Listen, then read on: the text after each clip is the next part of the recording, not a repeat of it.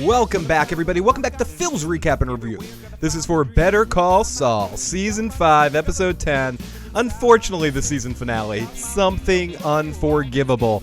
And you know what was, I don't know, I always have to say some stupid thing at the beginning of every show, but what wasn't unforgivable was this finale. I was definitely very pleased with everything that I got. It was conclusive while leaving it open for next season. One storyline kind of got put into overtime of where it's going. The way the whole Lalo situation ended in a way I wasn't quite expecting. The Kim and Jimmy situation was also very interesting to the point where that progressed in the parallels that were going there, and seeing Kim essentially break bad and be addicted to something that she doesn't know that she's addicted to, or maybe not. I mean, maybe making a conscious decision of herself and just having Jimmy show her that side of the life is influencing her into a next level of destruction of her career, to the point where she is... I mean, everyone's watching that damn tiger show. You don't stick your hand in the tiger's face. You don't keep poking Jimmy and telling him to do stuff in scorch earth because he can do it. It's amazing the scenes that they had together, and to see how it's gone full circle with them in some ways, with Jimmy influencing her, but now she's just totally in for it, and everything that happened with her in finding all the path to working at quitting her job and working for the public defenders and getting all that stuff to make her heart feel good so she could rationalize conning people out of money with a good conscience. I love it. I love Kim. I love her performance in this episode, seeing her discover it and making sure that in a couple points in this episode, with both Jimmy and with Howard, making sure that we know that she knows, or that she thinks anyways, that this is all her choice. It's not, I'm smarter than that, Howard. You're telling me about Jimmy? I know Jimmy. But I like how Howard threw back, well, Chuck knew Jimmy. And I also think this is a very interesting thing that I've never felt before with a prequel series where we know the end game of it. Because if this was just happening as is, and we have a question about this later that we'll get to, and I appreciate the questions and the comments that we got and some of the people that touched in throughout this season. I know it's been a weird season for me covering the show, where I haven't been out here after every episode because of some traveling, technical difficulties with some of my equipment, and obviously everything else that's going around. But it's been such an amazing season of Better Call Saul, and it's great to be out here discussing it. But seeing this path with Kim and the way that the two of them have gone this season has been extremely interesting, and I love her character, and she killed it in this episode and this season. I think in some ways she's the MVP of it, if we had to pick one person this season, and for me anyways. But in the sense that Chuck knows Jimmy, and we know the end game of where this leads. This leads to talking to the vacuum cleaner salesman and ending up in a Cinnabon having a heart attack with people chasing after you and meeting a fucking bald asshole. He wasn't bald when he met him. Was he bald when he met him? I forget if Walter was already bald when he met him. Meeting a bald asshole named Walter White that fucks everything up. It's gonna go downhill, even if it somehow plateaus to a decent level for Jimmy Saul at some point by the end of next season, where he's in a groove. And again, I wonder what is the fate of Kim. I mean, does Lalo after... I mean, I'm talking all about it now. We're going to get into the episode and break it down scene by scene to a certain extent. Joe Dirty Locks was going to join us today, but also happy 420, everybody.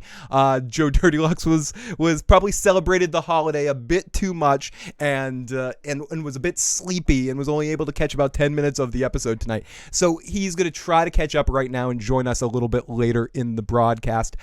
But, and happy 420 to everybody. But I'm not alone here. I'm never alone. Let me bring in, do I have them over here? Oh, no, Joe's not here. Oh, they're almost there. Everybody, hello to everybody in the live motherfucking chat. If you have it, light it up. I hope you enjoyed this episode of Better Call Saul. I know I did. And again, like with any show, I'm not going to be like, if you don't like the show, you're fucking dumb or something. But I very much enjoyed this show, again, because you had two extreme parallels, two extreme different storylines. One dealing with, again, real human issues. The interaction between Jimmy and Kim is something that everyone can, or not everyone, but a lot of people can relate to on a relationship level. When you're trapped in it, when you don't see it, and one person's like, "This is over.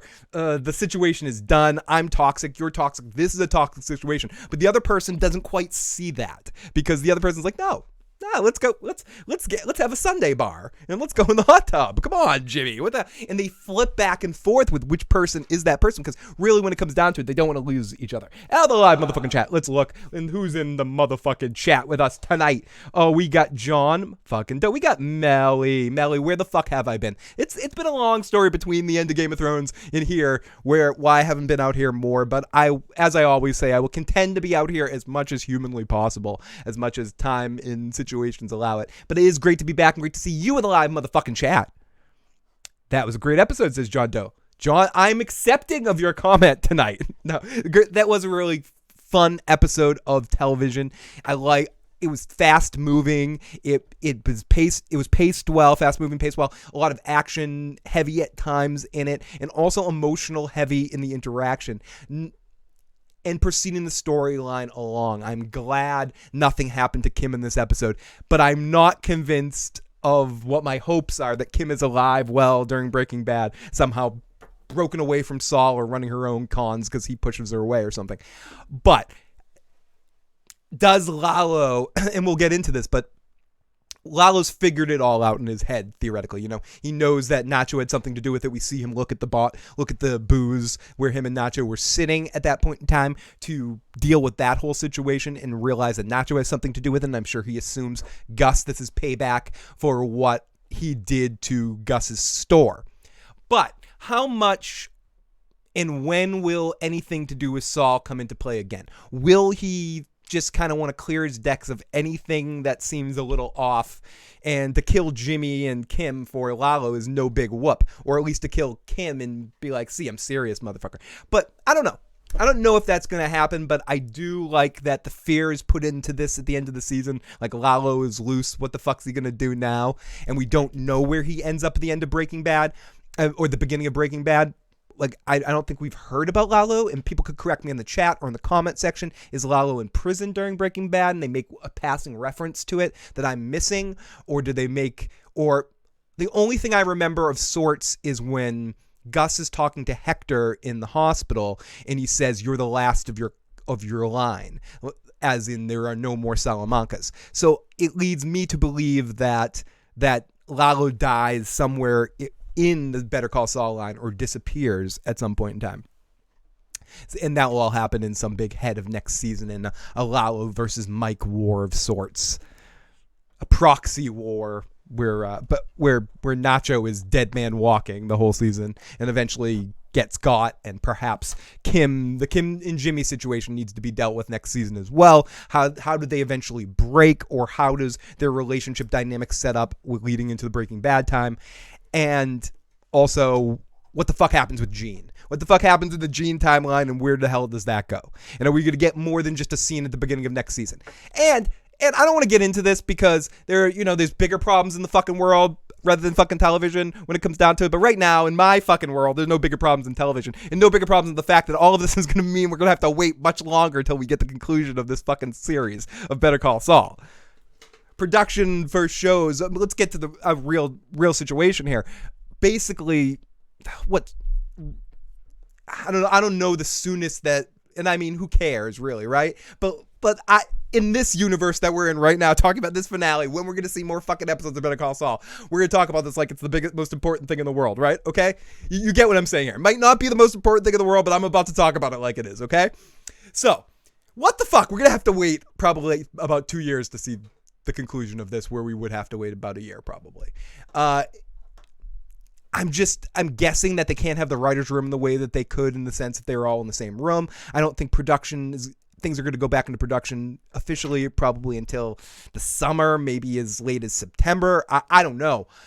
It's going to be interesting to see when we're going to see this final season of Better Call Saul. We know it's going to be the last one, and it's that, for me right now, that's my number one priority. Jay's in the live motherfucking chat. Love you, Jay. Great to see Jay. SM down.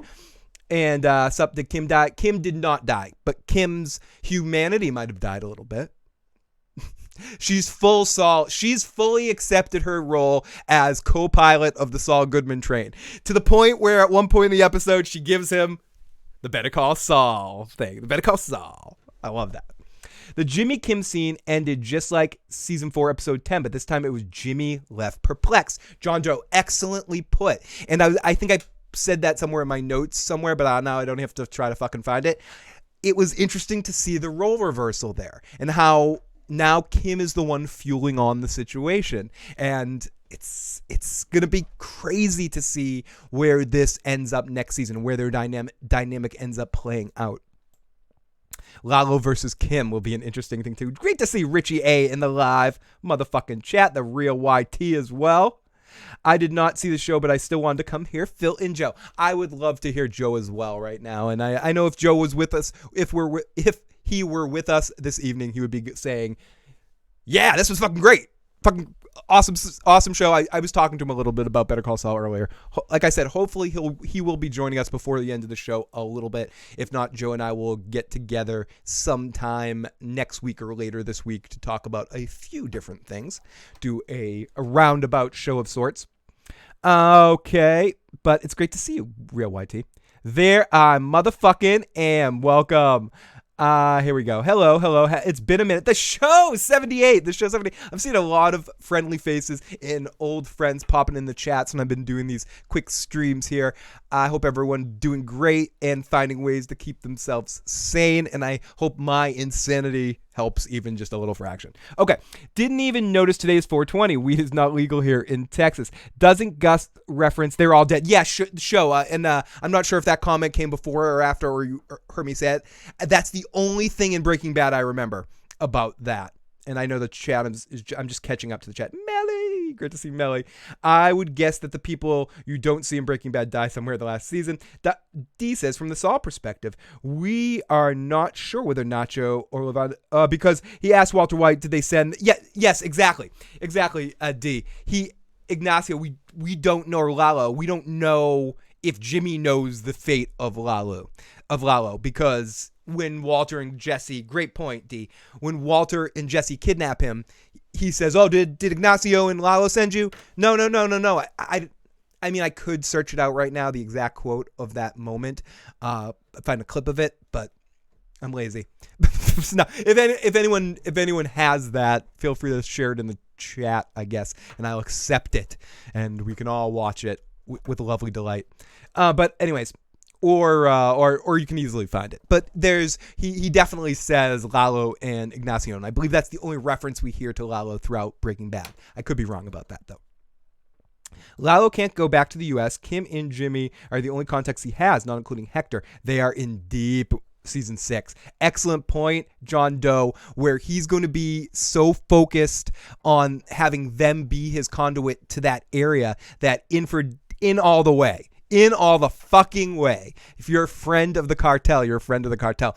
And, of course, someone else needs to come back next season at some point, too. Because he specifically did get referenced tonight. So I mean, we know he's in place at the beginning of Breaking Bad. So we know, I keep talking around instead of saying the motherfucker's name. Tuco has to come back, right? Tuco has to be reintroduced to the story at some point in time. Especially with Nacho being hunted by Lalo probably at this point in time.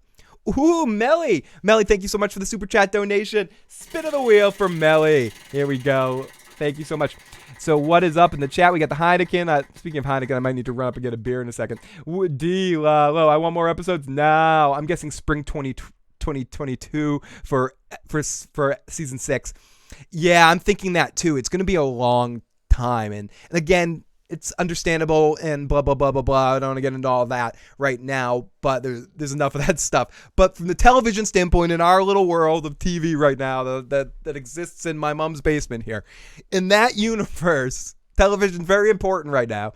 And I agree, it's probably not going to be until spring 2022. Kim has broke bad. Love what you do, Phil. I love you, Melly, and thank you so much for that super chat donation. It means more now than ever. And it says drum fun. Uh-oh, I have to play some drum fun. That's what you got on the wheel. I kind of was hoping it was booze, but I'll take some drum fun. Let me see. Here's a little drum fun for Melly. Thank you for the super chat donation.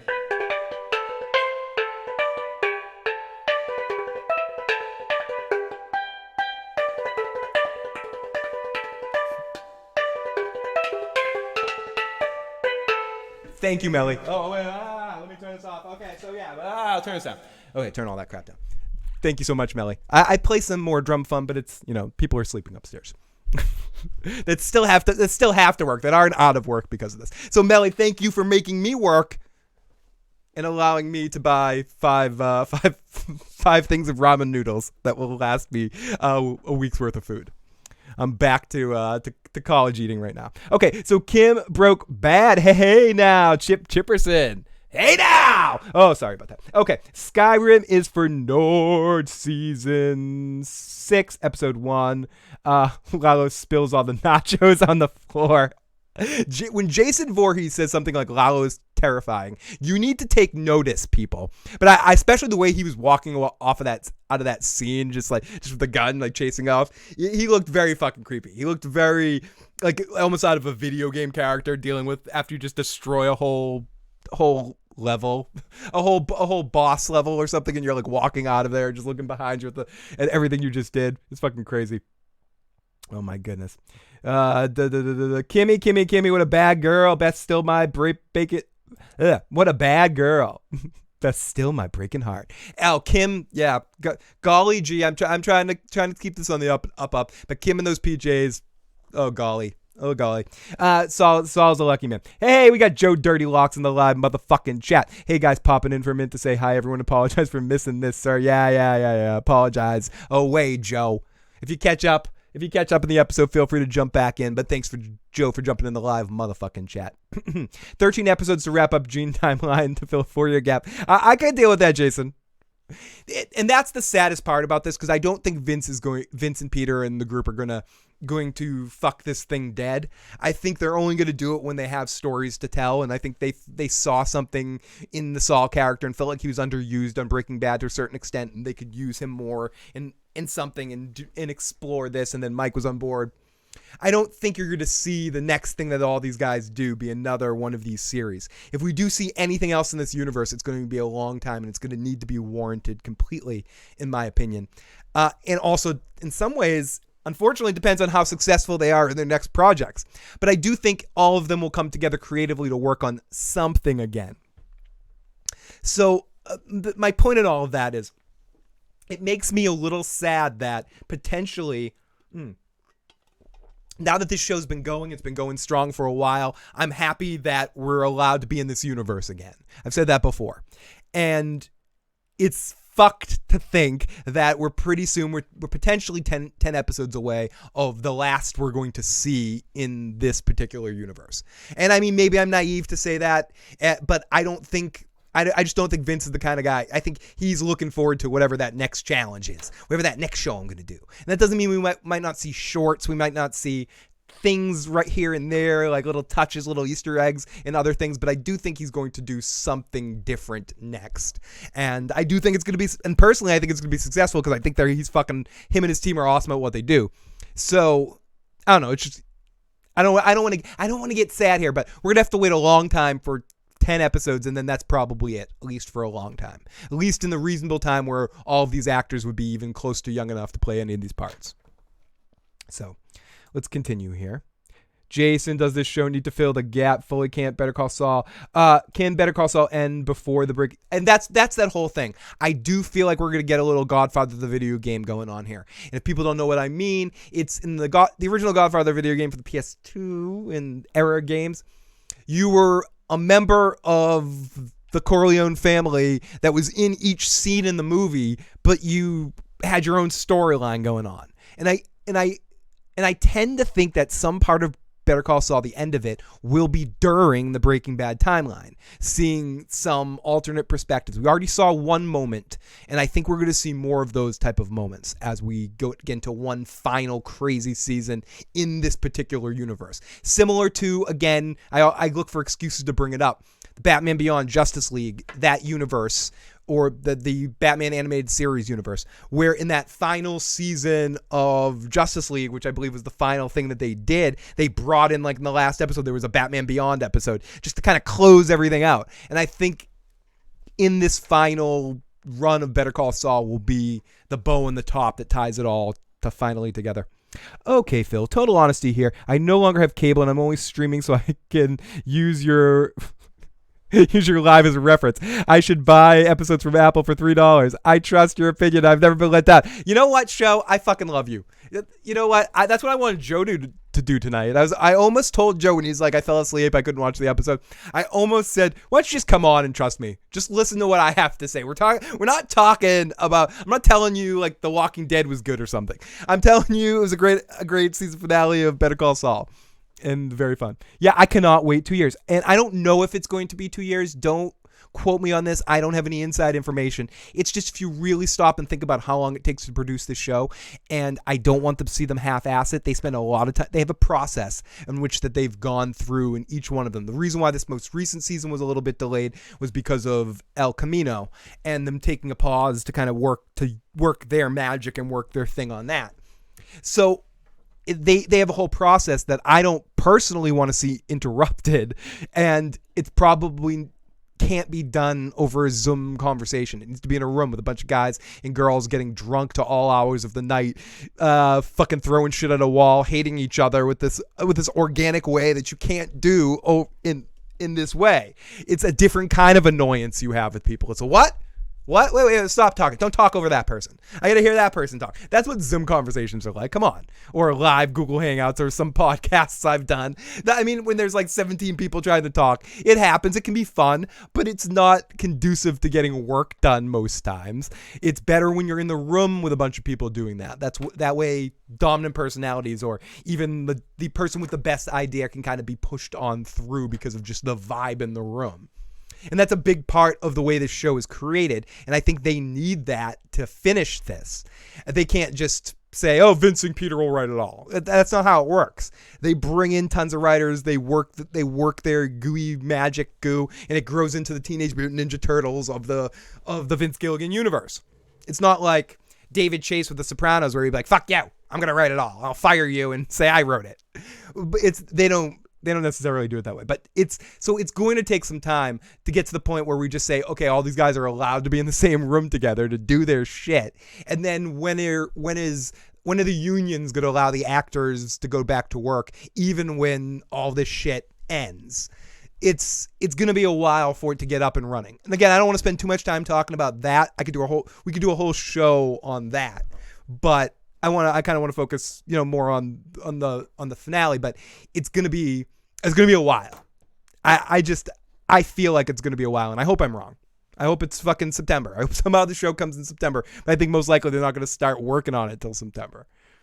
So let's finish the motherfucking chat. Season 6 is written already. Someone says it's written already. They were supposed to start filming this month. Oh, thank you, Jason Voorhees, for that information. Okay, so the season is written. So all that stuff I said, forget it. It was a fun rant. But, I can go fuck myself. Who gives a shit what that asshole Phil said? Phil, who gives a shit what you said? Thank you, random co-host that's with me tonight inside my head. Nelly says, drum fun is great, but booze is always better. Well, maybe I'll sneak up upstairs in a second here. But season 6 is already written, supposed to start filming in a month. Okay, so let's say it's filmed. Let's say by that definition, it starts filming in September or end of the summer. With all the editing, we could see it in. It's gonna be a while. One more season, then boom, 2 years. I could hardly wait 30 minutes for this recap. There are 10 different openings for 10 different episodes each season. What will they do next season with 13 episodes? Eladio is looking old, or what was his name on Ray Donovan? Avi. I remember I was convincing someone that was the same person. I was watching Ray Donovan and like, oh, that's Don Eladio from Breaking Bad. No, that's not the same person. I'm like, it's the same person. Same fucking person. I bet you $1,000 it's the same person. Of course, then they're like, oh, whoa. We're not seriously talking here. Okay. Then listen to me. I know what the fuck I'm talking about. I'd expect we get an intro to the Hoover guy, maybe Nacho, but I'm sad we won't get a scene because of Robert Forster died in October. What I was hoping that if Kim somehow or someone had to go away with the vacuum cleaner guy, or maybe you gotta hope that maybe they film some more with him and during the El Camino stuff, that we could get more with Robert Forster, but I doubt it. It'll probably just be a phone call with someone calling the vacuum cleaner man. Excuse me. Didn't mean to drink water on the air. We've got Lindsay in the live chat. Great to see Lindsay. Oh my fuck. Breaking Bad plus El Camino, 63 episodes. Better Call Saul ends with 63 episodes as well. Holy shit. Guys, Better Call Saul season finale. Holy crap, I'm wound up. Absolutely, Better Call Saul bumps into Breaking Bad. Oh fuck, here we go. Don Eladio is awesome. He's awesome. Awesome in Scarface as Al Pacino's brother. Scarface's brother. Santovia Major. We got all the good friends in the live motherfucking chat. Nacho is going to kill Lalo. I'm calling it. I think Gus made a deal with Nacho. If the assassin of Lalo was successful, Nacho is free to go. I think there was some element of that where Gus was finally listening to Mike and understanding everything he's given up. Mike has given up. And then if Mike's really saying something to him, he's going to give Nacho one chance. And I think that scene, the way they played it from Nacho's perspective, that I actually for a moment was thinking, is Nacho going to go through with this, or is he going to kind of betray the situation, stay loyal to Lalo? Very interesting stuff. John Doe says, these actors may have other projects that they have to work on that also could cause scheduling conflicts and other longer delays. Did Gus hire the stormtroopers? Gus's guys are pretty terrible. It's funny, Stephanie turned to me during the episode too, during that part, and goes, they're not very good hitmen, are they? And no, I know they were typical television red shirt bad guys, and Lalo's had a little bit of we'll call it like we say it. Lalo had a little bit of his own stuff. Was playing MacGyver in his own house there, and knew all the turns. I kind of thought he had a self-destruct thing for his tunnel after he climbed out when he ran back to his house, and he was gonna like push a button and it was all gonna blow up or something. But I guess he wanted to keep his house. Duh. But I thought that played out. It was a little action movie at times, but Vince can get pulpy sometimes, and I dig that. Case, great to see Case in the live motherfucking chat. And yeah, I don't want to spend any more time than I have to on the sadness of how long we might need to wait for this particular season to come back. But what I should get into now, because enough foreplay for this. Oh no, let me before I go any further, let me catch up on a couple of questions and comments. If anyone wants to get their voice in the show, you can call on in at 781-990-8509. Again, that's 781-990-8509. Looks like we already have a few voicemails set up. Also have an email I want to read and an older text message. This text message is from area code 949. What's up, Phil and Joe? It's Tom. Stoked my favorite YouTube duo is back to talk shit on The Walking Dead. Oh, wait. This is Walking Dead. Back to talk about. Did you guys notice in the cave at concrete floors that was filmed in Disneyland, the producers have watched the Descent horror movie for inspiration? Way better suspense. Hard to believe it's made by the same studio as Breaking Bad and Better Call Saul, guys. Do you know why I read that comment? Because in the corner of my side butthole eye, when I saw the text section, I saw the bottom of that text before I could see the top of it, and it said Breaking Bad and Better Call Saul, so I thought it was a Better Call Saul question. But anyways, either way, Tom, thank you so much. It's great. It was fun to be back with Joe talking shit. And I have to read a fun, hateful comment in a second. Cool Breeze just saying hi. Great to see Cool Breeze in the live chat. When Kim said, wouldn't I? I agree, Jason Voorhees. Jason Voorhees says, when Kim said, wouldn't I? That's her say my name moment. That was a really great moment. And I think that's going to be... yeah, they're already made, or the Kim memes with her saying that with the... wouldn't I? That was such a ballsy move, because at this point right now, with everything that happened and the post-traumatic stress that Saul was dealing with after the situation in the desert, which understandable situation, Kim is being his strength right now. Kim is fucking carrying him the fuck through, and being similar to just picking him up, like, come on, Rock, Mickey, like, come on, Rock. Come on, Rock. You got to beat the Creed. Like, just really kind of inspiring him and getting into him. Like, no, you're amazing. You're fucking great at what you do. I think in some ways I'm jealous that Saul has someone that believes in what he does so much in this way. It's incredible. Oh, wait. I got a text message. Who's texting me? Oh, okay. It's Gotti. Up and coming soon. If anyone hates Star Trek Discovery, my cousin Gotti, who did the Breaking Bad podcast with me, has been watching it for the very first time and is texting me every one of his thoughts, and we're going to do a podcast where we go through his thoughts at some point in time coming in the future. Okay, so I will watch this later. I haven't watched the episode. Speaking of The Walking Dead, my sunk cost fallacy wants to know, where is my season finale? I have to watch this later. Cool. Oh, no problem, Cool Breeze. Great to see you in the live motherfucking chat. Kim is so fucking badass. Every man needs a Kim. And I tend to agree with that in the way she is supporting him, and in the sense of building him up, not being a piece of fucking dust or like a screen door, a piece of paper he can just easily push through. She stands up to him when he's wrong, puts the hammer down of this can't happen, this needs to happen. Yes, she is influenced by him, but it's, again, her decision she's making. She's making the choice. Again, it's like Walter when he eventually says to Skyler at the end of Breaking Bad, it was me. I didn't do it for my family. I did it for me. Kim, I think, is doing it for her. It's Jimmy is just the cancer in this situation. Jimmy is the thing that's inspiring Kim to break bad, in the same way that being sick is what inspired Walter to do it and protecting his family. Kim is being being faced with that devil on her shoulder thing, and she just flicked off the other guy, or she's saying, I got enough support from the good stuff I'm doing, so it evens out in the end, or whatever. But it's amazing to think, like, people say, oh, he's manipulating. He's not. I don't think Jimmy is manipulating her. Jimmy is just a whirlwind that takes everything down around him. And she loves him. She cares about him, but she's making a choice.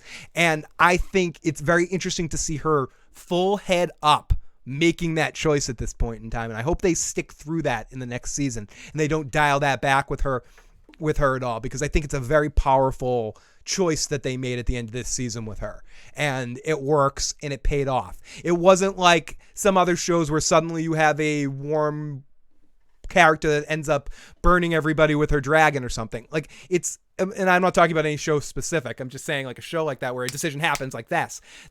We've seen this journey for Kim for at least 2 seasons, maybe you could say through the whole series, but really the whole season where she's going back and forth with it. And I think she's finally made her choice in the way that Mike's made his choice this season too, where Mike's just like, I'm in the game, there's no getting out of the game. And I think Kim's made that similar kind of choice. I don't know if Jimmy's made that choice yet. And I think, especially when Kim's involved, I think maybe he's made the choice for himself, but not to the point where people he cares about as well. I think Mike got to him in the sense where Mike says to him, yeah, I protect my family. You told her about this. And I think those words are sticking in his head, and I think are going to end up fucking him in the end in his relationship and in what he wants from Kim, which is Kim to be his good compass. And I think there's another element of that too. When you're the person influencing someone else to be bad, like say I had a partner and I was like, be bad, do this bad thing, do this bad thing. And for years they're like, no, I won't do it. No, I won't do it. That's wrong, Phil. You shouldn't do that. But I kind of like it. I kind of like being bad, and I kind of like her being, or him being, that moral compass for me, that best friend or that partner of sorts, to be like, no, that's too much. Then eventually you get to a point where that person's like, you know what? That's kind of a good idea. You do it once, you try it out, you have the fun, and then you turn it around, and suddenly you're like, wait, what have I done? Come on, you're going too far. You're going to get yourself hurt. This is my world, not your world. I know the dangers of this world. I'm okay with it happening to me. I don't want to be at all responsible for anything shitty to happen to you, and you're not even the person.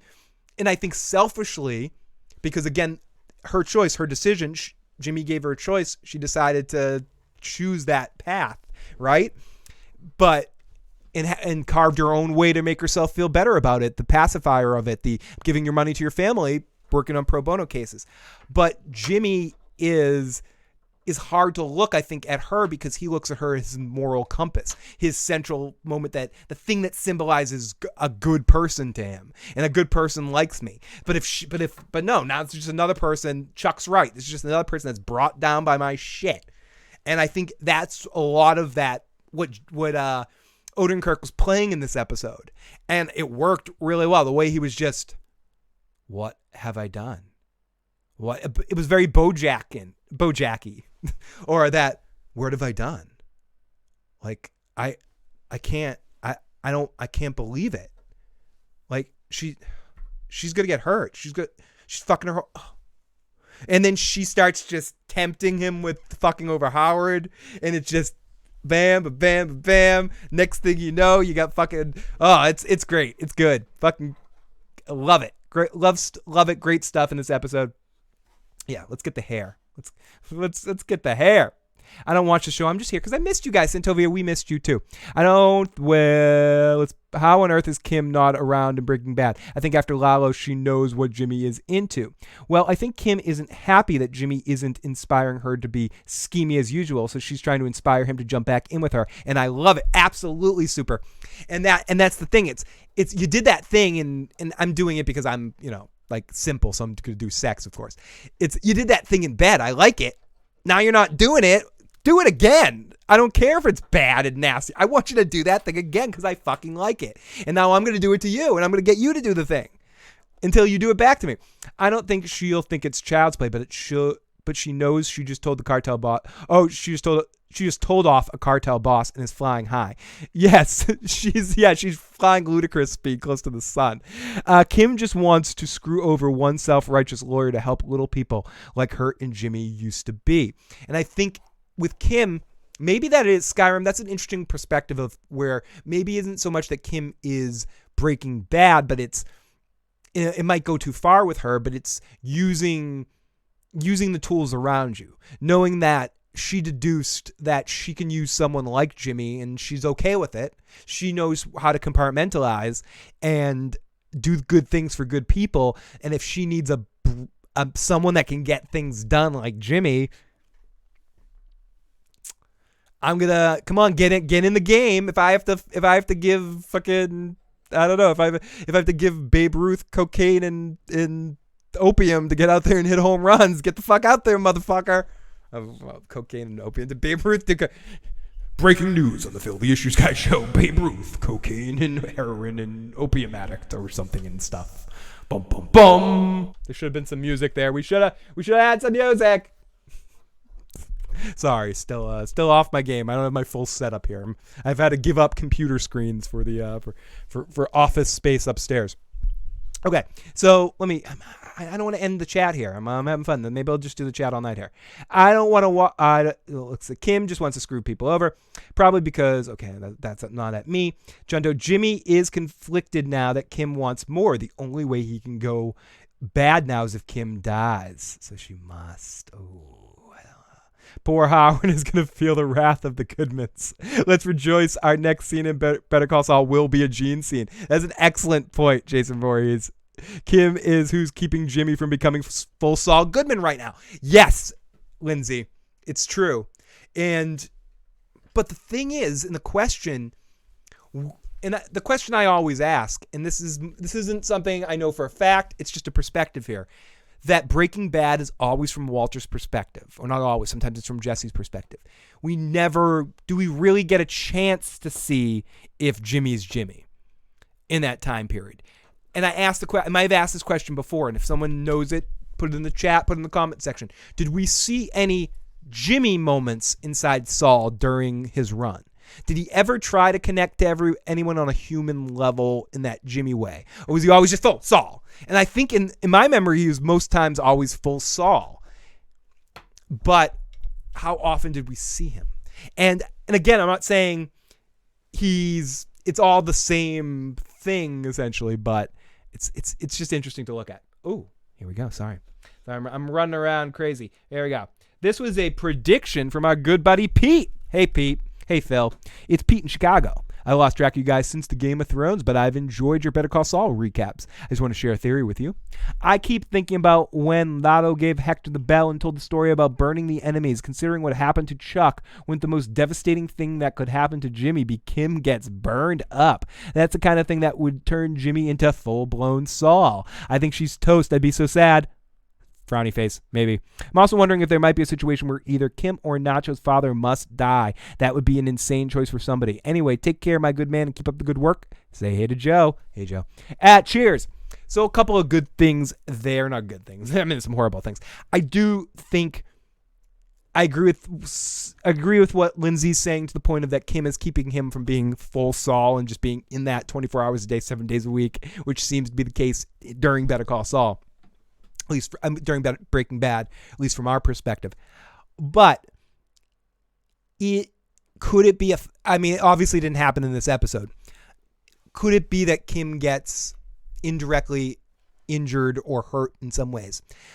I I could see that happening, and that line between the two shows is combining, but usually it's something, at least in the Jimmy storyline on the show, historically it's been something more relationship oriented. But I mean, it did happen to Chuck. I mean, how did Chuck end up?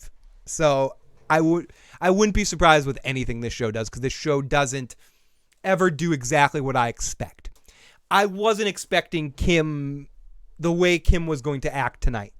Going into this episode, watching this season, thinking about it, talking about it, I wasn't expecting it to be a Kim's showing her balls kind of episode. You know, I expect in the way it was. It wasn't what I expected. It was better than I expected. And that's what this show usually does for me, or these shows have usually done for me. So, before I get into it, let's see what we got going on here. Let me go over to here and go over to our voicemails. Do we have any voicemails here? Yes, we do. Oh, fuck yeah. Here we go. We got some voicemails here from... There we go. Let's listen to this one right now. Hi, Phil. It's Dee. Hi, Dee. I'm enjoying you being back on the chats and talking about Better Call Saul. My question was, do you think people that watch Better Call Saul first and then move over to Breaking Bad will have a different impression of Jimmy? Will they care more about him than Walter White and their gang? And I'm going to finish the question because I want to get to that first part first. Yes, I think. I don't know if they're going to care about more than Walter, but Walter, for me anyways, I don't know your experience or other people's experiences watching Breaking Bad. Walter's one of those weird characters where you root for him at times, and at most times you're like, this guy's a fucking Walter, you're such an asshole. It's like you're the dude in that scene in Big Lebowski where you're like, you're right, Walter, but you're an asshole. And Saul on Breaking Bad is very much just a character that you don't pay much mind to, or at least I didn't, in the sense of someone to care about. When he runs off, when you see how Walter fucked all his shit up, you're not like, oh, poor Saul, I feel so bad for him, or anything like that. You're like, yeah, Walter's just burning everything around him, and here's another person, a criminal attorney, a joke of a character in some ways. But if you watched Better Call Saul first and had that whole big foundation of him, I think as much as you even care about Mike on Breaking Bad, you'd care about Mike even more, and that death of Mike on Breaking Bad would be horrifying. And on Better Call Saul, with Saul, absolutely. I think everything that happens with him, especially eventually when we know the outcome from him with the Gene storyline, it's going to be even more effectively dark. So I definitely think that it's interesting. I do know some people that have had that experience. Joe and I's mutual best friend, the balloon guy, we tried to get him to watch Breaking Bad for years, and he just wouldn't do it. He tried watching it a couple of times. He's like, I don't like this shit. I don't like it. And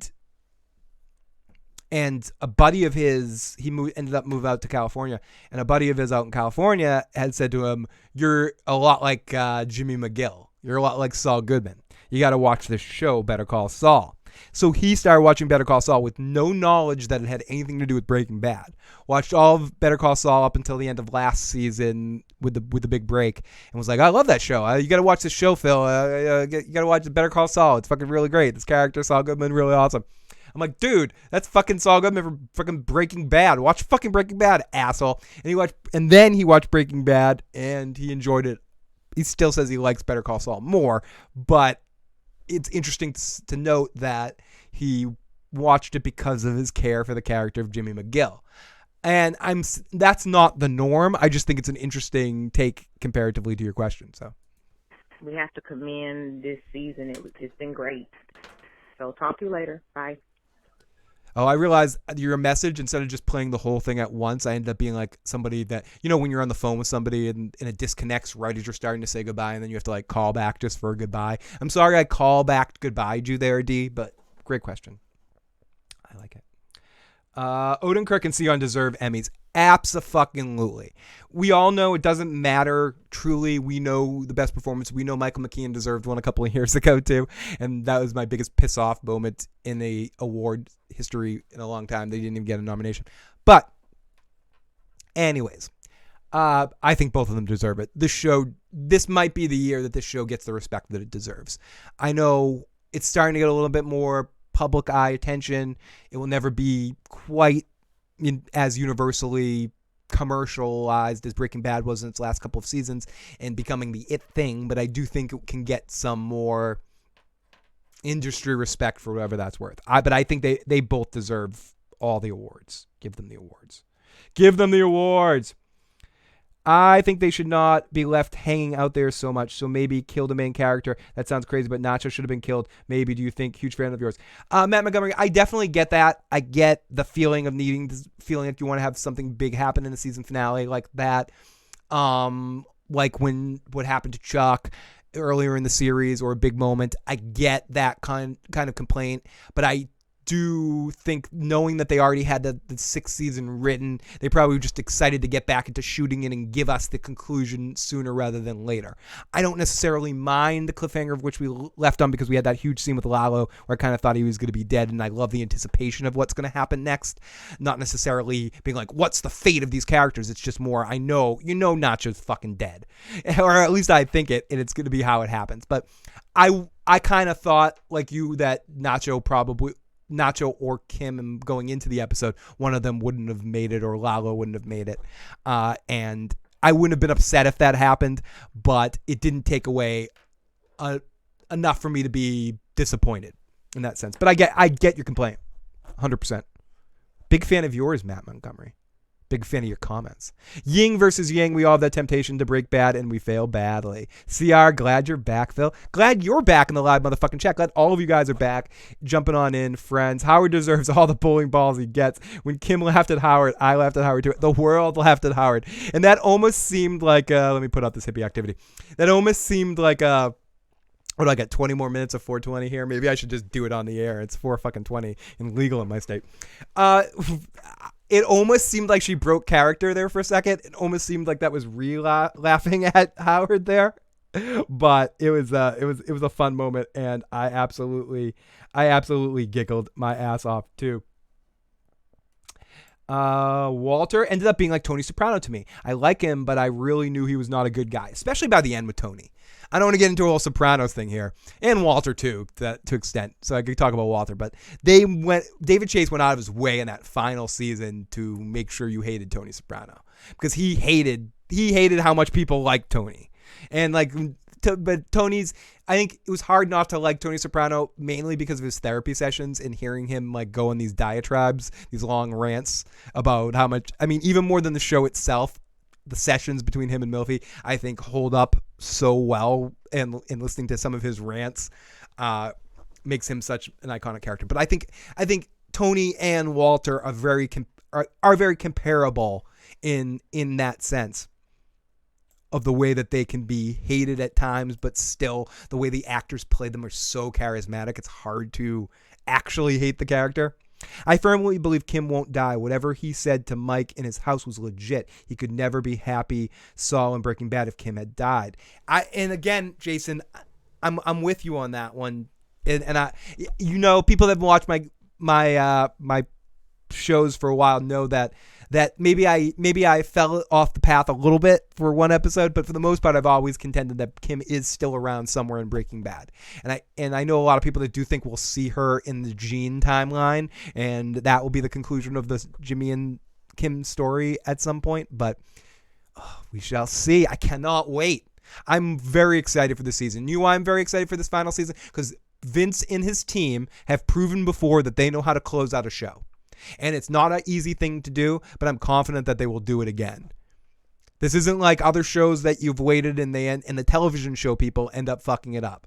And it's very rare that shows don't fuck it up. And we'll talk about that more as we're getting into the final season. Will they stick the landing? I like to look at that as we look at shows, because it's a hard thing to do and not a lot of shows do it. And handful, I can name, and there's some shows that have done it to varying successes, but I mean huge phenomenon kind of shows or great shows or shows that are really deeply well made. Can they stick the landings? And it's not always the case. And I think Breaking Bad's one of the few that definitely does. Okay, so let me continue here, the live chat. I think I'm almost caught up here. I was disappointed that we didn't see a Michael McKean flashback this year. I was disappointed about that too. Howard is such a dweeb. Bernie the Blunt. Yeah, because of the day, I'm calling you Bernie the Blunt again today. I love you, Bernie. Great anti-heroes, Walter and Tony. Walter and Tony are two of my favorite anti-heroes of all time, right up there with also from my Star Trek geek standpoint, Garrick and Quark. But I think Tony and Walter symbolize, and Don Draper to a certain extent, but even though Mad Men has much less intense stakes, but he's still another character that's not really a good guy, but he's a character you get behind. And I don't know how people feel about Mad Men as a whole, and that, or how it belongs in this discussion. But I do think all those kind of shows defined the main character that doesn't have to be a great person, and many shows have copied it and done it to varying degrees. I'm kind of catching up on The Shield a little bit. Van Mackey's definitely a character like that as well. The only shows that stuck the landing: Breaking Bad, Black Sails, and The Leftovers. I would argue that something like 6 Feet Under kind of stuck the landing pretty well. Is another show that I'd point in there. If we're talking about comedies, if we bring that in as well, there's a whole bunch that kind of almost did it. Cheers, I think Cheers is a very good ending for that series. I think MASH was a good ending, but even though they didn't really end it. I think a couple of other shows that are popping in my head that might pop in. I don't want to spend too much brain power on this as I hit my head very hard earlier. Love, Tony, Walt, Don, all written to perfection. Yeah, I think those are the big three for me with characters like that in a big way. I think there's been characters since then that are very well done in that sense, but I think those are two of the prototypicals. Mad Men's another show that ended well, in my opinion. I think if you were into Mad Men, there were seasons that didn't quite live up to it, a couple of later seasons, but I think it stuck the landing. I think that ending where Don's there might seem hippie trippy, whatever, but I think it was a very plausible, interesting ending, and then how it all gets brought together with Coke and like, yep, Don's going back and Don's doing it. So I think it works, and if you fall in line and believe in that show and get in line, I think it has a satisfying ending. Leftovers, I've heard, has an exceptionally good ending. I think some of the Star Trek series have good endings. I think Deep Space Nine and Next Generation both have good endings. It's tough, but in this modern era, in these big serialized television shows, it's a tough thing to do. And I mean, we're naming a bunch, but it's to varying degrees, and different people have different opinions of that. MASH and Cheers, you old fuck, Phil. Oh yeah, fuck yeah, dude. You have no clue. But yes, I'm an old motherfucker.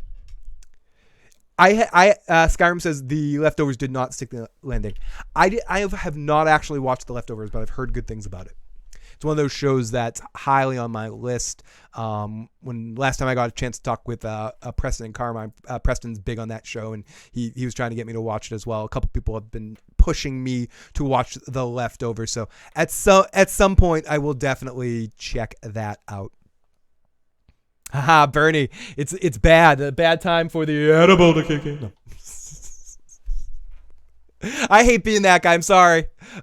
Like yesterday when I did or did not munch a few have some mushroom pizza, and if someone was just like, "Hey Phil, what's going on?" Sorry about that. Okay, so Game of Thrones really nailed that ending, right? Nailed. Yeah, they did. They definitely did. But yes, so there are some shows that have done it, other shows that haven't. I was going to say the Bob Newhart ended really well. We've talked about that ending at length before. I wasn't even sure if I was going to do one of these tonight because I'm changing the show here, changing the dynamic. I like these stream of consciousness discussions better than trying to read back my notes. And I fucked up the audio recording again because I haven't been doing this often enough, and all my audio is really too quiet. But either way, I should shut the fuck up, Phil. Wait. Shut the fuck up, Phil. I can't say. I should really just shut the fuck up, Pam. Okay, I will. Give me a second here. I'll shut the fuck up, Phil, and get into the recap!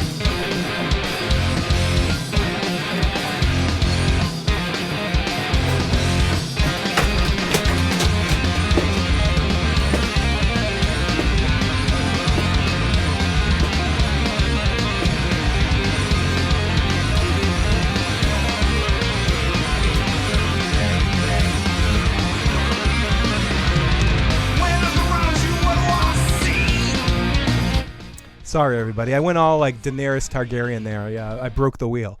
Okay, so is it? Sorry about that. Let me make sure I don't hear anyone upstairs. I didn't break anything. The Bob Newhart Show. You better get back to the old folks home. Do I have to start talking about Golden Girls? Do I have to hijack this and turn this into a Golden Girls stream? Because I fucking will. I'll turn this car right around and get into Golden Girls.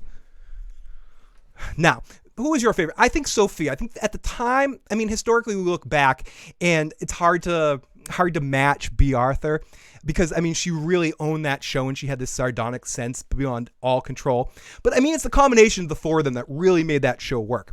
I mean, Rue McClanahan was a lovable character on that show for sure, playing Blanche. Blanche was an amazing character to play and must have been so much fun to play. And Betty White's character really stuck home. I mean, historically now we look back and Betty White is this, international treasure, Betty White, and she's really amazing on that show playing the dummy the dunce kind of character. But I don't think she's the best one. I don't think of those three people, I think they may be the most talented of all of them, like the three younger ones. But the show is Sophia's show. I think watching back, she gets the funniest one-liners, and I think Estelle Getty was killing it. She was in the zone. She was, like Barney Stinson. And at the beginning of How I Met Your Mother, she was Norm. She was killing it. She had all the best punchlines and was really doing it. So to me, and the way she ripped apart all the other girls, I think it was incredible. It was Saul Goodman-ish. So B. Arthur is Lalo's mom. So this small Golden Girls break was brought to you by thank you Bernie. I've been wanting to do some Golden Girls discussions for a while, so that might inspire me enough to do a whole podcast on the Golden Girls because I have watched every episode and the prequels and the sequel series The Golden Palace, which stars Don Cheadle and Cheech. Not making that up. You can see Don Cheadle. They replace B. Arthur with Don Cheadle and Cheech, and they move into a hotel. You can't make that shit up. Rose is my spirit animal. Gus will have to protect Nacho now. Will Gus protect Nacho, though, Jason? Will he, or will he throw him to the dogs, essentially? And how will Mike play into this? Will it be, again, a proxy war that's basically Mike versus Lalo, Mike and Nacho versus Lalo, and Nacho ends up being the sacrificial lamb in it all somehow, with making a deal?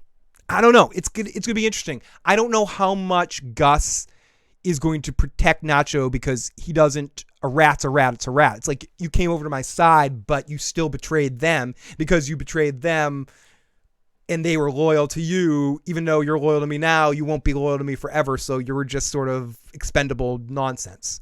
Even if he could never prove himself fully to Gus. If Gus is keeping him around, he's only doing it because of his loyalty to Mike and because Mike is kind of saying, as a favor to me, consider letting this kid go or helping this kid go. So I don't know how much Gus is going to want to do it. Golden Girls would be a hit video. I honestly, I will do it. I should probably try to make it a shorter, like don't do like a 2-hour Golden Girls discussion. Like just do like a bam 15-minute like Golden Girls, like about each character, almost just what I just said, and like repeat that into like a crazy video with me going, I got to talk about the greatest show of all time, Golden Girls, something like that. I'll like, whatever.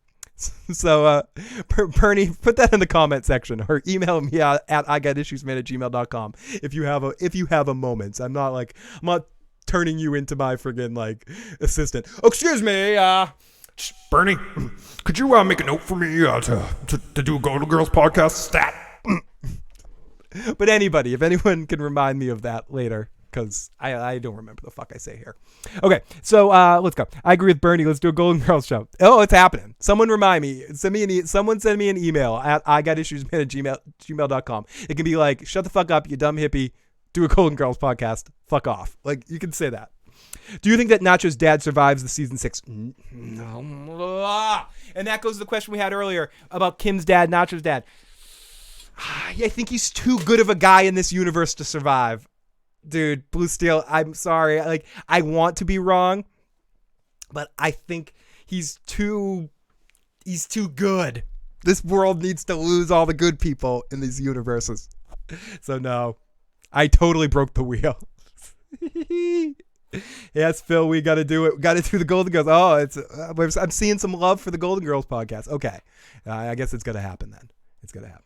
I thought season 6 would catch up to Breaking Bad, but hard to see it now with lots of story to do about the goddamn plotting forwards.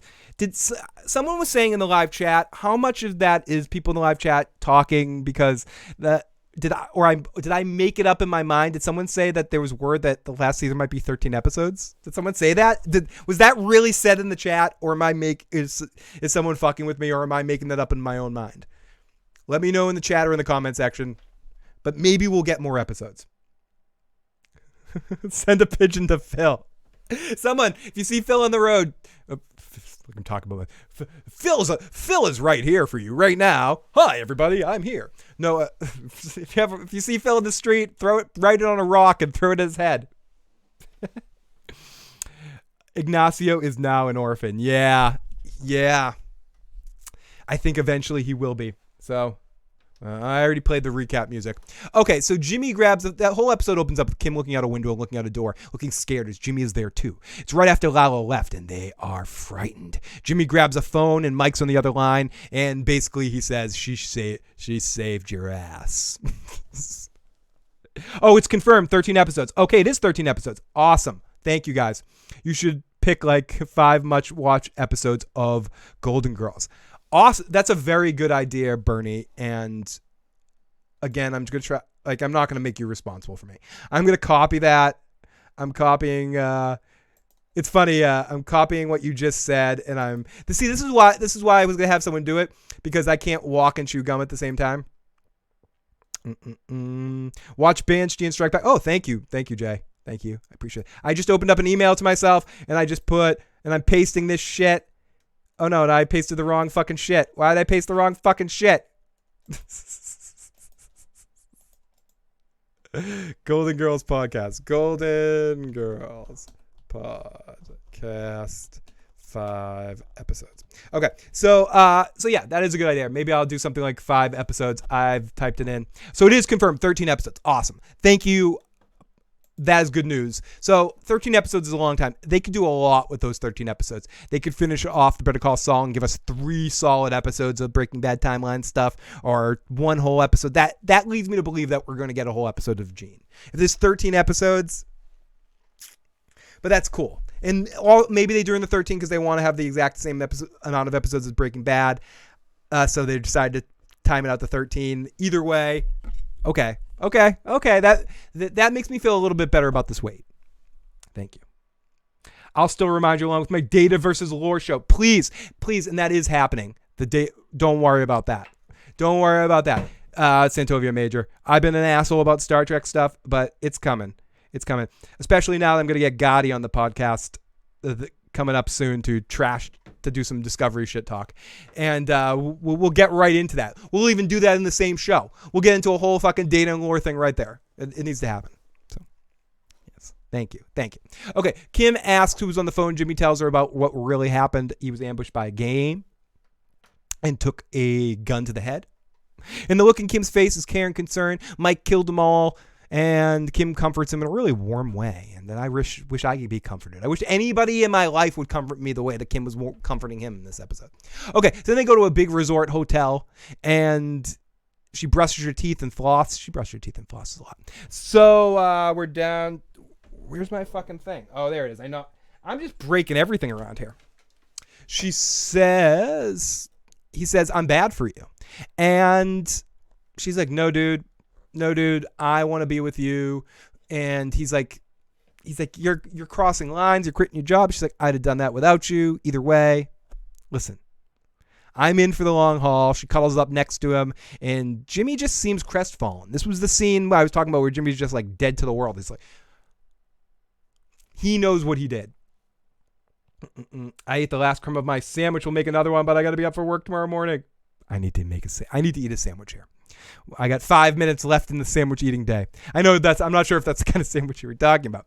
So we get back to the dumpster where Glenn hid, and Gus is there, and he talks to Mike, and Mike gives him a little update on the Lalo situation. Okay, let me see how bad this audio is, because I didn't really type out what he said here. I just played it thinking I was recording correctly, but of course I fucked it all up.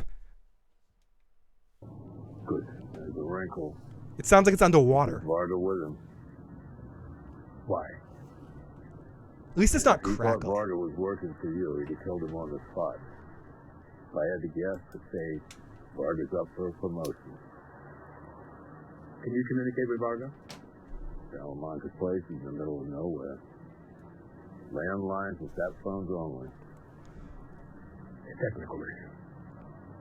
The way things stand, he's going to get caught in the crossfire. I'm thinking we should find a way to pull him out of there.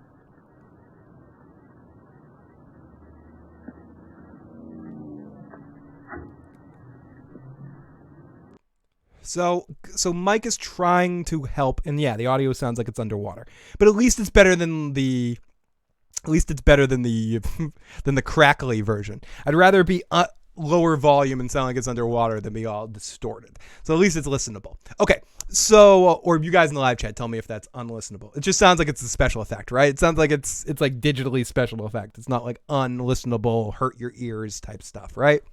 I'll wait to play another one to if someone tells me, ouch, my ears, don't ever play that audio again, I won't. So he talks about being promoted. Mike wants to help Nacho. He's deserved it. And Gus is basically like, no, this dude is a fucking rat.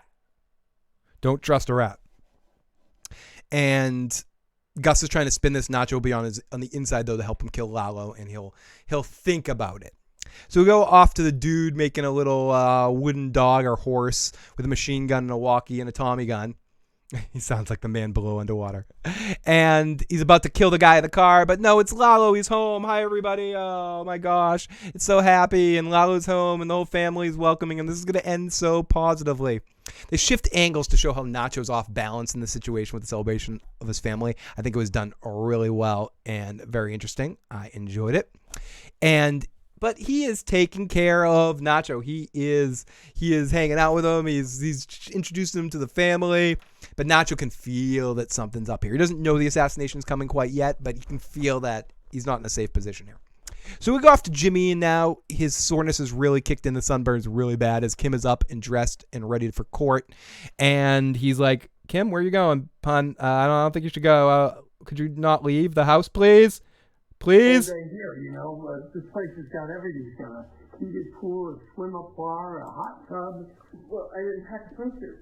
Neither did I. There's a shop downstairs. And we could stop in at the spa. And okay, sunburn? Yeah.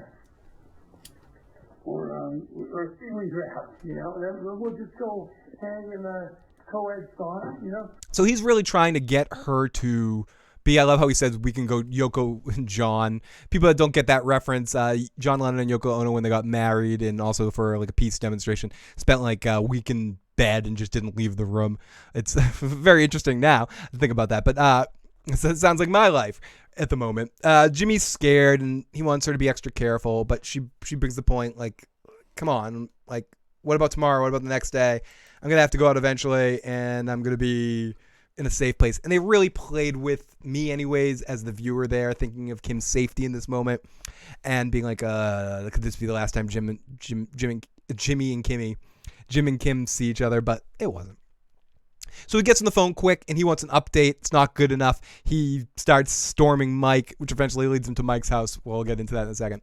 So Kim wins her case in the hallway and she's got the day off and she sees the public defender guy and she runs into him. She's like, help me. Let me give me some hopeless cases. I have too many easy cases. I need things that can't win and I need to work too hard for and are going to be painful for me and make me feel good like I'm doing amazing work.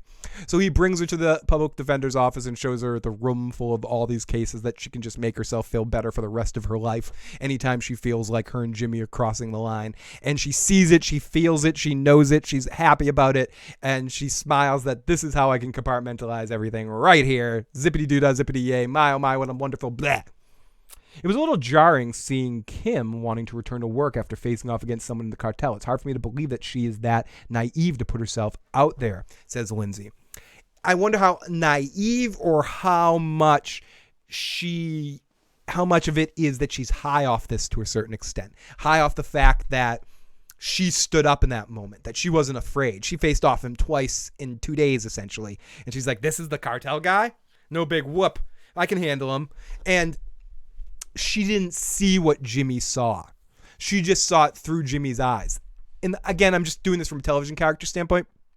To Kim, that's as scary as this guy gets. Everything else is theoretical. She knows he does that other stuff, but until you see it in front of you, you don't really grasp it. And in the way that Jimmy's grasping, seeing what getting involved with the cartel really means in this world. It means guys with guns pulling up and fucking shooting meetups. It's guys showing up at your house like that and threatening your life in a sense. Kim is feeling, again, like someone said earlier, and I want to give credit, it might have been Jason, might have been John Doe, that it's her, you better tread lightly kind of moment. She had her, I'm the one that's knocking, her kind of like, yeah, fuck you. I face Lalo. I'll fucking go out there. Fuck you. Her Wendy Bird kind of moment. So, good to see Jay. I thought Kim was looking for a specific case related to cartel stuff. Maybe John Doe. I don't know about that. Kim Goodman is a badass. I tended to think, and again, I'd have to rewatch that scene and wait to see later. I took it more as her seeing all the cases and being like, I have millions of cases now, or thousands of cases that I can use to make myself feel better, and the helpless ones that can make me feel like I'm evening out the bullshit we're going to do. But I could be wrong. It could be cartel stuff. It could be something to do with Howard and some way of setting up Howard, and she's planned this whole Howard thing and bringing Saul into it later. It's going to be interesting. She's throwing bottles off the balcony, and she is loving it. Loving it. Okay, so Lalo and Nacho, and Lalo has a great place. He has horses. He gives Nacho advice about what to do when he meets the boss, and if the boss likes him, there'll be a bump. Nacho's like, what if the bosses don't like me? Don't worry about that. So we come back in, and Howard and his new assistants are ready. He's ready to introduce her. Okay. Oh, he sees Kim, and he chases after her. I don't care if this is going to be underwater. I need to listen to this. I need to listen to this laugh. Let's all go underwater to listen to this. A little while ago, I offered Jimmy a job at HHM. I'm guessing he didn't mention it to you. He said he had to think about it. But then the very next night, he threw bowling balls over my front gate. Bowling balls? Bowling balls. Someone could have been really hurt. More or less destroyed my car. Then, a couple of weeks later, I'm having lunch with Cliff Maine, and I'm accosted by two prostitutes. Prostitutes. Actual prostitutes. I love how he says that. Actual prostitutes. Actual prostitutes. To make a scene, I confronted Jimmy about it. And after some hemming and hawing, he overconfessed.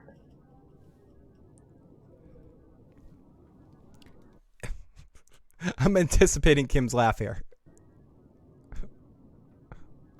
And that's it?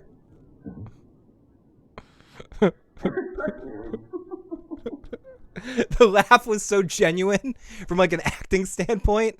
It was so believably genuine of a laugh. It was incredible. And Lindsay's saying that's one thing. Yeah, she's underestimating. Yeah, she's in for a big surprise if she thinks it's going to be this easy.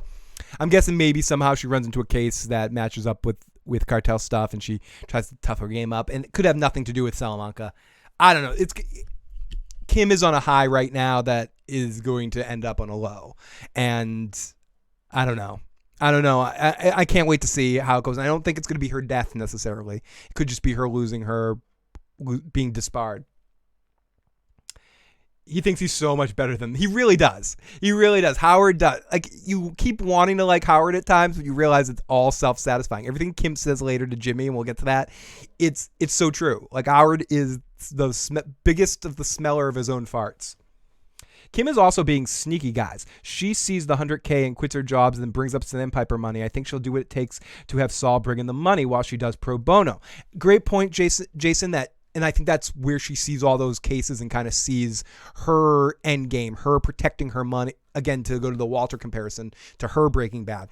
Her reason for doing everything is to protect innocent people, to do the right thing, to be Robin Hood, essentially, steal from these rich, pompous jerkholes and use my lawyering skills. And the only thing I need to do is let my fucking person that I love that's going to do this shit anyways and just point him in the right direction. And make sure he doesn't get us involved with people like Lalo again, because that was a one-time thing, and he won't get us involved in situations like that again. And I told that guy off, and we don't have to worry about him. And I think there's a certain sense of that where she's like, now that we dealt with that, people like Howard, everything else is going to be easy money. So Piss off, everybody. So, and I think she's no, I wouldn't say that, John Doe, and I know you're asking Jason. I would say it's more that she is a good doer, and she will do anything at this point to do justice. And I think every time she's tried to go this corporate route, she keeps coming back that she wants to just help people. She has a heart. It's like what the lawyer was doing with the say, like patting him on the heart. It's not about the money necessarily, because she can make her own money easy by working for one of these companies, and she has money probably saved up too. It's about using the money as like on the ranch fuck you money that they can get by doing these things, like $8 million and or $100,000 easy for taking a walk. A fucked up walk and drinking your own piss. But by that, she gets to just selfishly use her heart to do things for the right reasons. And even though those right reasons are self-satisfying. So I don't think it's about the money in the sense of that. I think it's money in the sense of what it can entitle her to do in the way she rationalizes her good deeds. If any of that makes sense. Saul Goodman also brought up Yoko Ono and Walter White in the car once. Very interesting. I love the Beatles in the Yoko Ono references. And I mean, you got to do for $2 million is screw someone over that was a constant asshole to you and your husband. It ain't too hard to sell, says Blue Steel. Oh, I love the live motherfucking chat. You guys make this so much fun for me. Okay, so yeah, so she laughs at him. She breaks down and just says, Howard, you're a Nimrod. Stop being a Nimrod, Howard. So we go to Jimmy slamming into what I assume was Mike's house. Mike isn't there, but he's in full Saul mode here, and I got to play a few minutes of this as he's banging. Open this door! I want to talk to you! Get out of the pool, Saul. So he screams. He demands to be put into the loop. He wants to be in the loop. You saved my life. Thank you for that. And he yells at Mike, and Mike ultimately, why do you guys think, and I'm just curious what people in the chat or the comment section listening to this later think, why did Mike eventually tell him? Because he doesn't seem like he's happy that he told him. I think he can understand after a while that my reasoning is I think he understands why Saul is asking, and he realizes he can trust Saul with a secret, but it's interesting that Mike eventually did break and told him, you don't need to worry about Lalo's going to be dead by the end of the day. He didn't need to tell him that. And he kind of held strong to not tell him that for a little bit, and then eventually did. Excuse me while I play some water drinking music.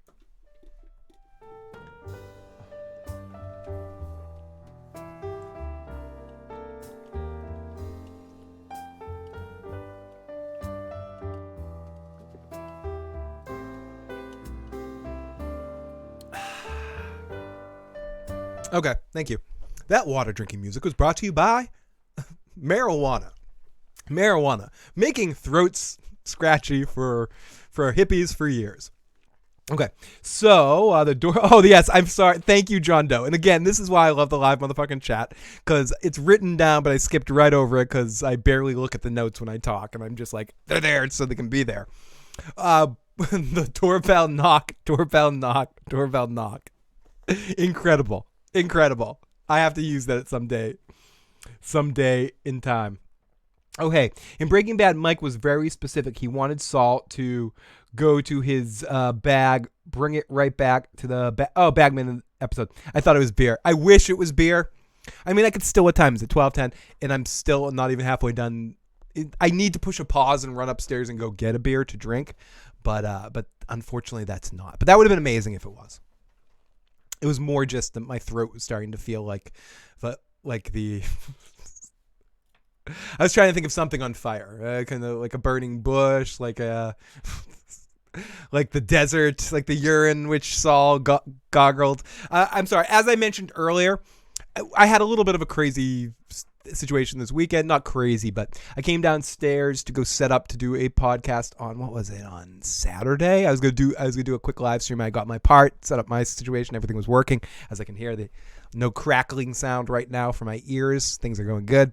No computerized sound, hopefully. I come downstairs, and my hot water heater in the house that we're in had burst, and this whole entire mom's basement area, including the area where the music equipment was all kind of flooded. Not completely flooded, but very wet and gross, right?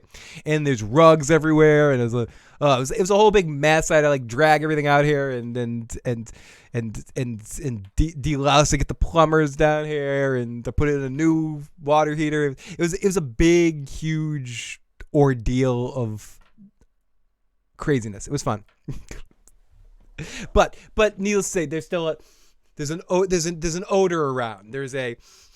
I'm trying to smoke out the odor. Oh, okay. So today, I remembered now why I brought that up. So today I'm still cleaning up, so there's still wetness, and I went and I got some of that Arm & Hammer, and this is not an advertisement. Some Arm & Hammer carpet stuff. You like put in the carpet and you do it out and stuff. So I spray that all around. I'm doing wiping up some water over here, doing over here. And I come up and bam! I hit my head off a pipe in the other room over there. Oh, I can show it at a later date if I had another camera in there, which I should, but I don't. Bam! And I got a big bump. It's like it was one of those cartoon ones where the bump just goes doop, doop, doop, doop, doop. So I'm feeling a little extra. And I meant to get beer earlier, and I didn't go up and get it. So I'm okay. Unfortunately, it's not the only time I've ever hit my head. I tend to hit my head a lot. This one hurts more than most. But, I'm here. I'm talking. I'm not making sense. I'm not making less sense than I usually do, right? I mean, you guys would tell me if I wasn't. If I would suddenly just start going, what? Yeah. Okay. So, like if I started doing that and was like serious about it, and like it was the same day, not a day I like drank too much or something like that. But if that really happened, it would be the most awkward situation in the world. If I suddenly just stopped this mad array of useless verbal diarrhea that comes out of my mouth and suddenly just stopped, it was like, hey guys. Yeah. I mean, it has happened a few times. I remember a couple of very specific like brain farts I've had on the air. It's usually when I mispronounce a word, when I'm saying a word like specific. I can say the word specific. I can't even think of the words I can't pronounce, but there's a handful of them. There should be a drinking game of the words I can't pronounce. There are a bunch. And those words I can't pronounce, when I try to say them, I'm like,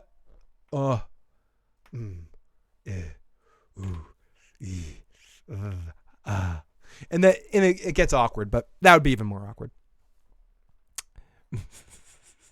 Oh my God, this story keeps getting worse.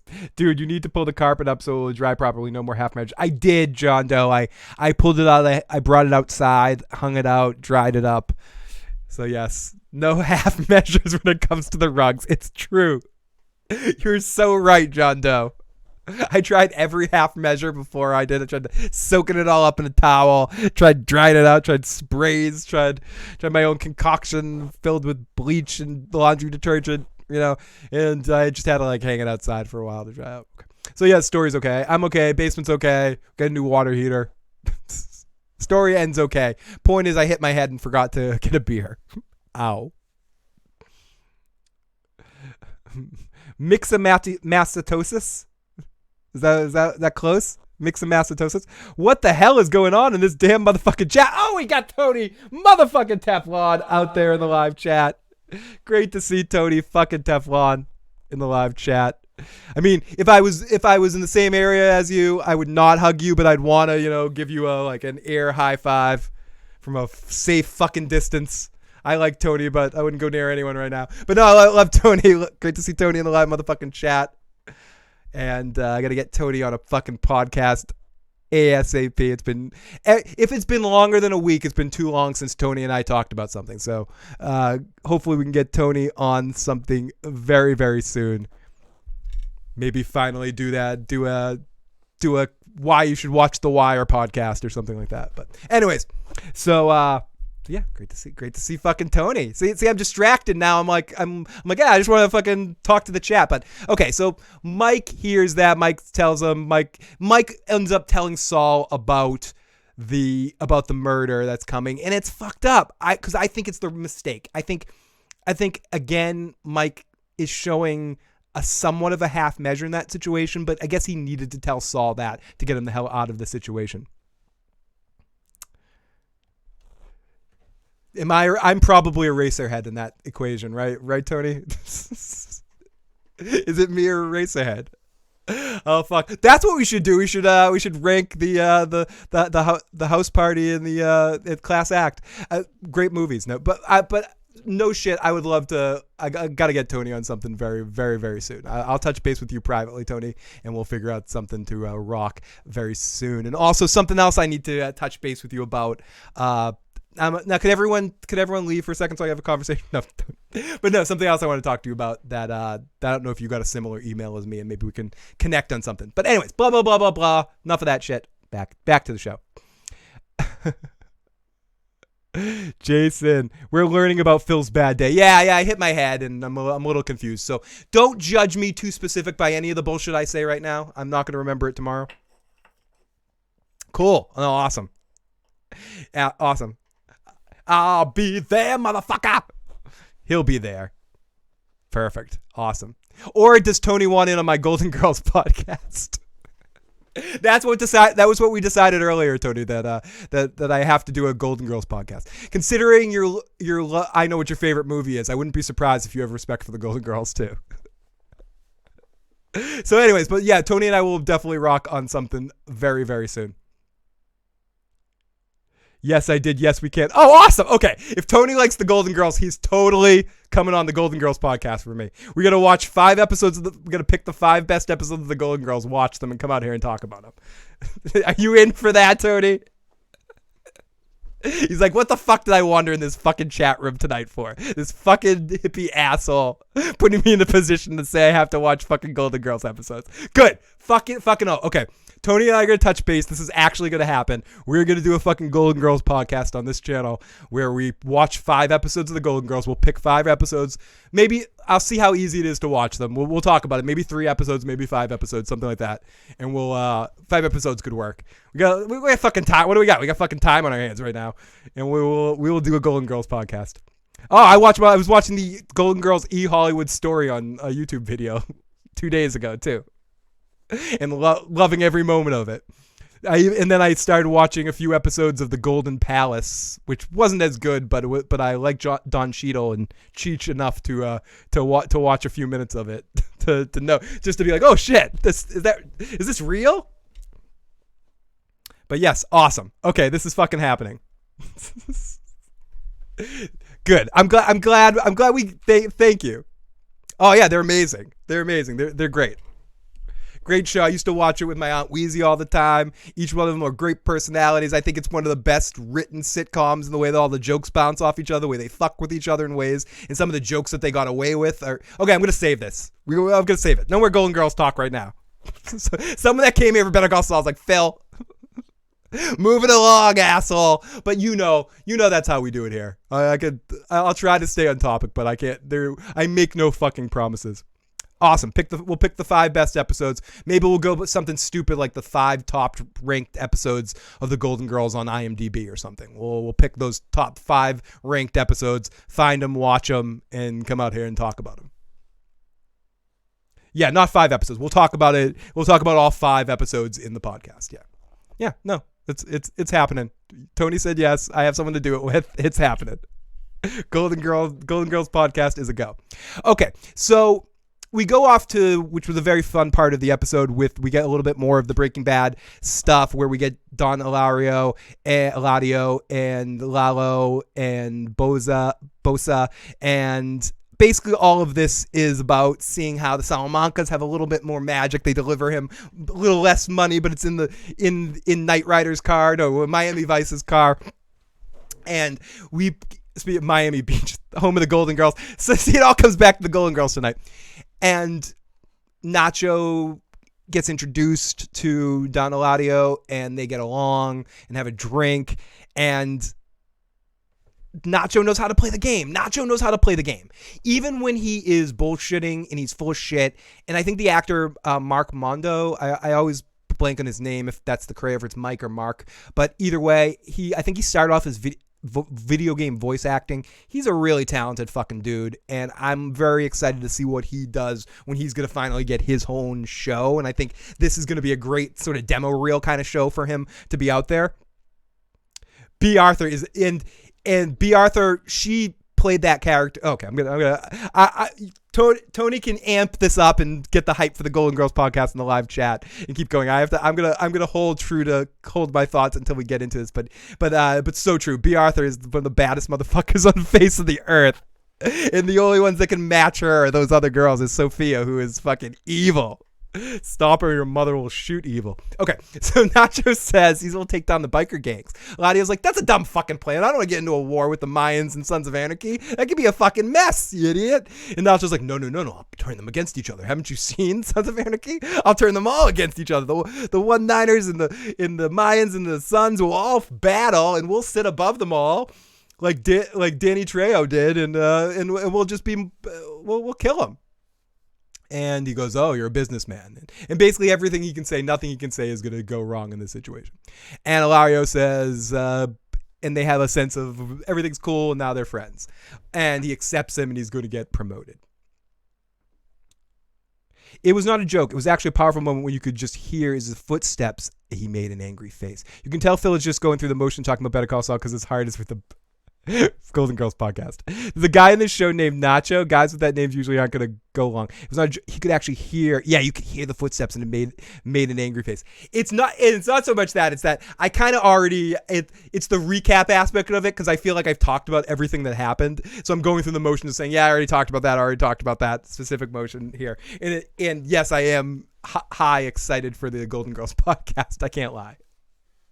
I've been thinking at home about something I want to do, invite Tony on soon, and you guys brought up the Golden Girls podcast earlier, and even popped in my head that might be something that Tony would be into. I could see him liking the Golden Girls, and because it's hard to deny the how funny they were and how tight the chemistry was between the four girls. Okay, so the guy in the show named there is. So now Saul is in the bed looking up in major thoughts, and Kim comes home. Kim is like, so what's up? Are we safe? Are we good? And there's a major sense of being relieved, and I think that's when Kim gets into I danced with the devil, and I fucking won. I fucking punched the fucking cartel in the face and came out the other side of it. Fuck all. It's time to go to the next thing here. No impending doom anymore. But Jimmy is just still feeling the brunt of everything he saw. And he just basically tells her, get away from me. I am fucking bad for you. And that never works. That never works. I don't care who you are, if you're a guy or a girl, a fucking dog, a cat. You tell somebody, I'm bad for you, get away from me. It's just going to make them want you more. I mean, there's a joke element of it, but in that sense where Kim's just like, no, stop fucking knighting me here. You're not my fucking savior here. You're nothing. You know, like, get over here. She's like, where was it going? Okay, it gets away from me. She's like, spa room service. Kim's like, go home. Oh yeah, okay. He's like, get away from me, go home. And Kim's like, dude, we got spa room service. We got truffle salt. We're hungry. Let's eat and fuck. Come on, what the hell? Let's celebrate here. So they have a romantic dinner. She brings up Howard and the bowling balls and the hookers at lunch and all that sort of stuff. And Kim, and I almost want to play the audio, but it sounds so bad. I'm almost embarrassed by it. But it's hilarious. She just says the next thing we can do is go after his hair. And then they get into it. And it's a long scene, and that's why I'm upset I don't have the audio, because I was really excited to play all of this. But they get into it, and I didn't write it down. They were like, oh, we could sneak. She's like, we could sneak in and shave his head. She's like, no, we can do it in the old plan. And I remember when kids used to do this to people in Halloween. You like sneak up behind people and fucking put Nair in their hair. But Saul's like, yeah, we can put Nair in his shampoo at the club, and he'll go bald, and then we can bleach his hair. And then they go on. They end up having sex to the thought of fucking. End up fucking to the thought of fucking with Howard. They're just like, yeah, and then we can do the Howard. Then we can do. And then Kim just sets it up like she's been. And this is where I think Kim has been set. This isn't just a thought that popped into Kim's head. Kim has been thinking about this since she saw Howard. She had this plan. She locked, stocked, and barreled this shit. She picked her champion or her person that she knew can help her get this done, because they're the best con team in the business, and they can fucking do anything. And this is easy. If they can phase off against the cartel, they can fuck with Howard. So you bring that motherfucker in, right? And you make Saul feel comfortable. You have the sex with him. You cheer him up. You make him feel safe. And then she just goes, and then we're going to steal his money. Wouldn't it be great if we turned everyone against him? And then she gets Jimmy involved, and they get into this whole thing that what they would do would eventually get all that money that we've heard about, the Sandpiper money, that's millions and millions of dollars that they would net, something like, what was it, $8 million that they would net? Or was it $2 million that they would net? Who gives a fuck? Couple $1 million that they would net. Fuck you, money. And I think in this sense, in this scene, Kim played Jimmy. She complained about Jimmy playing her for a couple of different situations. Kim fucking stuck her hand up Jimmy's ass and played him in the situation and got exactly what she wanted out of him.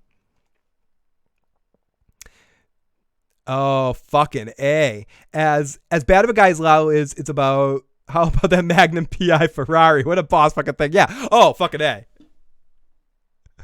Who hasn't?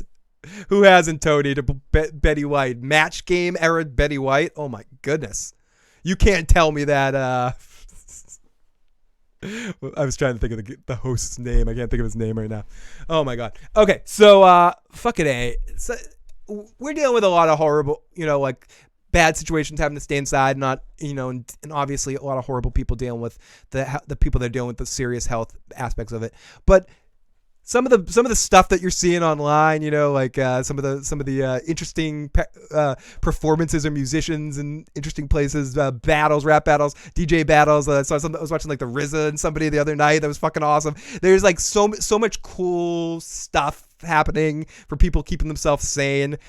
So it's a shitty shit happens, and it all happens for a reason, but sometimes good art and good creation comes from it. And I think all this fucking shit and all this alone time is probably, you're going to see some really good pieces of art or some good performances, some good songs being written, some good battles, some good interactions, some good fucking Golden Girls podcast. You're going to see some good shit coming out of this too. So, my hippie ass will spin everything somewhat positive, but I'm not going to do it too positive. This is a fucking shitty situation, but through shitty situations, through renaissances can come. So who knows what the next big awesome shit's gonna come from this? But there's gonna be a lot of good art that comes from this, I think. Walking motherfucking David, great to see you. Love you, Walking David. Great to see you, buddy. Hope you're doing all right. And you and Drama are pleasuring each other in ways I don't want to hear about on the air because it might be illegal in your state. So. I don't know where I'm going with that, David. I don't care. Love you, David. YouTube, motherfucker. Let's do a podcast soon. Okay, so Kim is leading this. She toys with them. Done. And it... The walking motherfucking David. So many awesome folks popping in and out tonight. It's great to see you guys. Thank you, especially right now to everyone in the live motherfucking chats, and special love right now to the walking David and Tony motherfucking Teflon, to former hosts as well on this show, and people with their own motherfucking channels you should go fucking check out. In fact, get the fuck off here and go subscribe to both those motherfuckers right now if you haven't already. Both awesome what they fucking do. Okay, so enough of that shit. Yeah, hi Drama, hi Johnny Drama, victory! It's funny, David, side note, just because I like having private conversations in the middle of recaps with people on the air. David, there is a part in my play that I did where I had to do a warm-up exercise. It's like in the play, it's written in the play, actor turns around, does a warm-up exercise, gets himself into character. And I basically did a shameless Johnny Drama impression where I was just like, oh, one time. Like, and it got laughs every night. And people were like, "Where the fuck's funny?" And I was like, I just made it up. Yeah, it's me. It's just me. I think one person yelled out from the audience, "Hey, that's Johnny Viking Quest! Victory!" No, but yes, I basically did a shameless Johnny Drama every night. 12 performances of shameless Johnny Drama impressions. Okay, but positive vibes for all you guys. Lots of love to David. And we got to, just like I said to Tony just like I said to Tony earlier, you and I got to do something soon while we're in this break. Okay, but yes, I figured you would appreciate that, David. Okay, so next thing that we see we're in Nacho is in the kitchen making something. Nacho's pulling the double back. Is he sick of all this? This is what started asking the questions. This is where the tension gets built up. Is Nacho going to actually do this situation? But the music's on. He ends up going by the fire, sitting down by the fire with Lalo. Lalo is a charming fuck. This actor, both these actors, but the actor that plays Lalo is very charming, and he plays this well, and he has an interesting dynamic as a Salamanca. You almost forget he is a Salamanca at times. I also wanted to mention during the Don Eladio scene, you do get Don Eladio making fun of Tuco, which I like. Like, oh, you're friends with Tuco? Idiot. Thank you, Ian, for throwing those links in the live motherfucking chat. Please, everyone, if you haven't, subscribe to Tony and David for some awesome fucking content on both their channels. Okay, so let's go into it. And okay, yeah, so Lalo's down by the fire. Nacho finds his opportunity. He put something on the stove to cause a fire to get Lalo to go inside and cause a distraction so he can open the gate for the assassins. He opens the gate for the assassins. The assassins come in. The assassins fuck up the whole situation.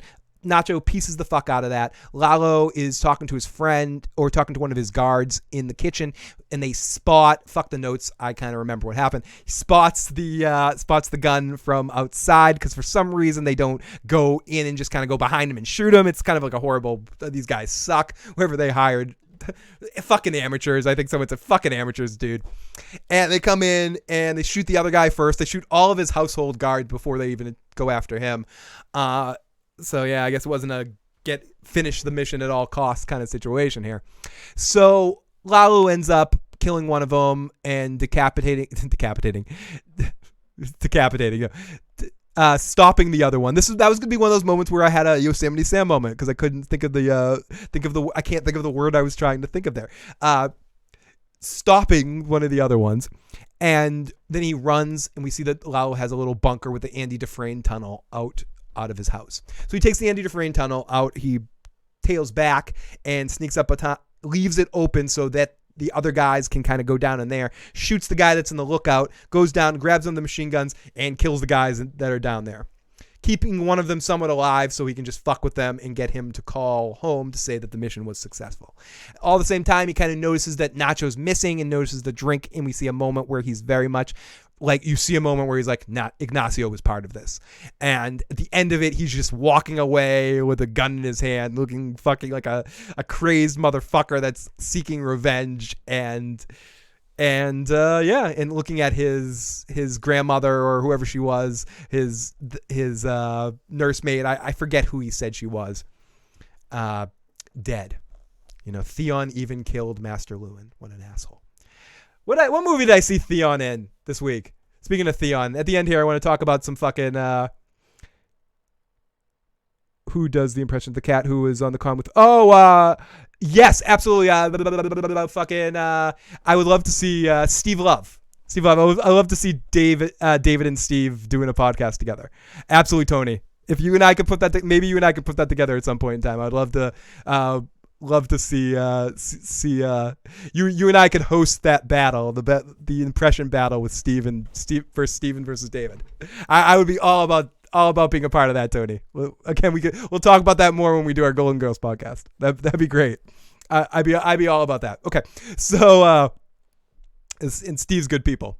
Okay, so Nacho is he just fucks it all up. Oh yes, I saw Theon in Jojo Rabbit. That's what he was in, which I will talk about at the end of this podcast, I guess, a little bit. Or, yeah, watch Jojo Rabbit. It was a good movie. The beginning of it was exceptionally well because it was really, really kind of dark. I wasn't expecting what I was watching, and I was just like, what the fuck am I watching here? And the portrayal of I don't want to ruin any of it because I want if you're going to go in completely blank on it, but Theon does make an appearance in that movie. Playing a funny character. Theon's good. Alfie Allen's a good actor. He's always committed to his role, and I thought he was very funny in that movie. But yeah, that'd be great, Tony. I'd be all about that. We could do. I'd be all about figuring something like that out, and I'm sure David would, and I'm sure Steven would too. Steve would. Okay, so awesome movie. Yeah, Jojo Rabbit, very well done. I'm not sure if I also really like Knives Out, which I saw not too long ago as well. But yeah, it really surprised me. I love the sense of humor that movie has. The portrayal of the main villain of a certain war. The way he's played in the movies might be my favorite portrayal of that character ever in anything. And it's just, and I guess that's the writer of the movie, the director of the movie too. But yeah, I very much enjoyed that movie. But yes. Okay, so what else do we have in this episode? Nacho takes off and Lalo sees the gun. Okay, so back in the compound. So back off to Jimmy and Kim having a Sunday bar, and they fantasize more about what they're going to do to Howard and how that could save and give her to do her pro bono practice. And Jimmy's like, it's not happening. Just not happening. Not happening. And even if we did happen, we have to go dark. We'd have to really destroy him. We'd have to break him down. We'd have to just go really crazy. Like you don't understand, Kim. We'd have to destroy his reputation forever and do this to Howard. And you sorry, am I still allowed to do that? And you, I would like to talk to you about some of the things that you do, Jimmy. And she goes, would you do it? And Kim says, as people said earlier, her fucking badass moment, wouldn't I?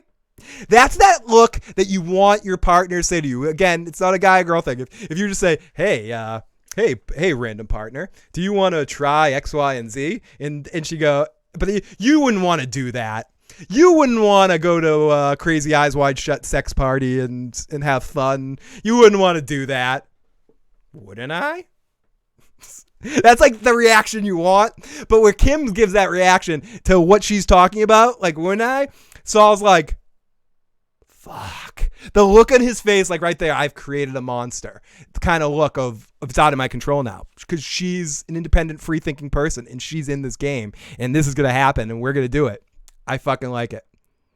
I like where this is going. And she liked the way all the words, the dirty talk. They both got off. Literally, I mean, like, I'm not trying to be fucking crude here. They literally got off talking shit about Howard. So I guess it's not absurd to me compare this to like a sex game or a weird sexual thing. Because it is directly associated with them wanting to fuck. It's the couples that like to fight and fuck. It's whatever that trigger is to get you into that place, you know? And so, yeah. Okay. So Jimmy's trying to take the high road this whole time, but it's not really working. And she does the Better Call Saul thing. And that's another big moment at one point. He's like, come on. And she goes, wouldn't I? And does the Better Call Saul look to him, which is just like record stop right there. So off to Lalo, who won the game. And the assassin, I kind of already talked about this, said, I don't know who hired me. Or I don't know who hired me.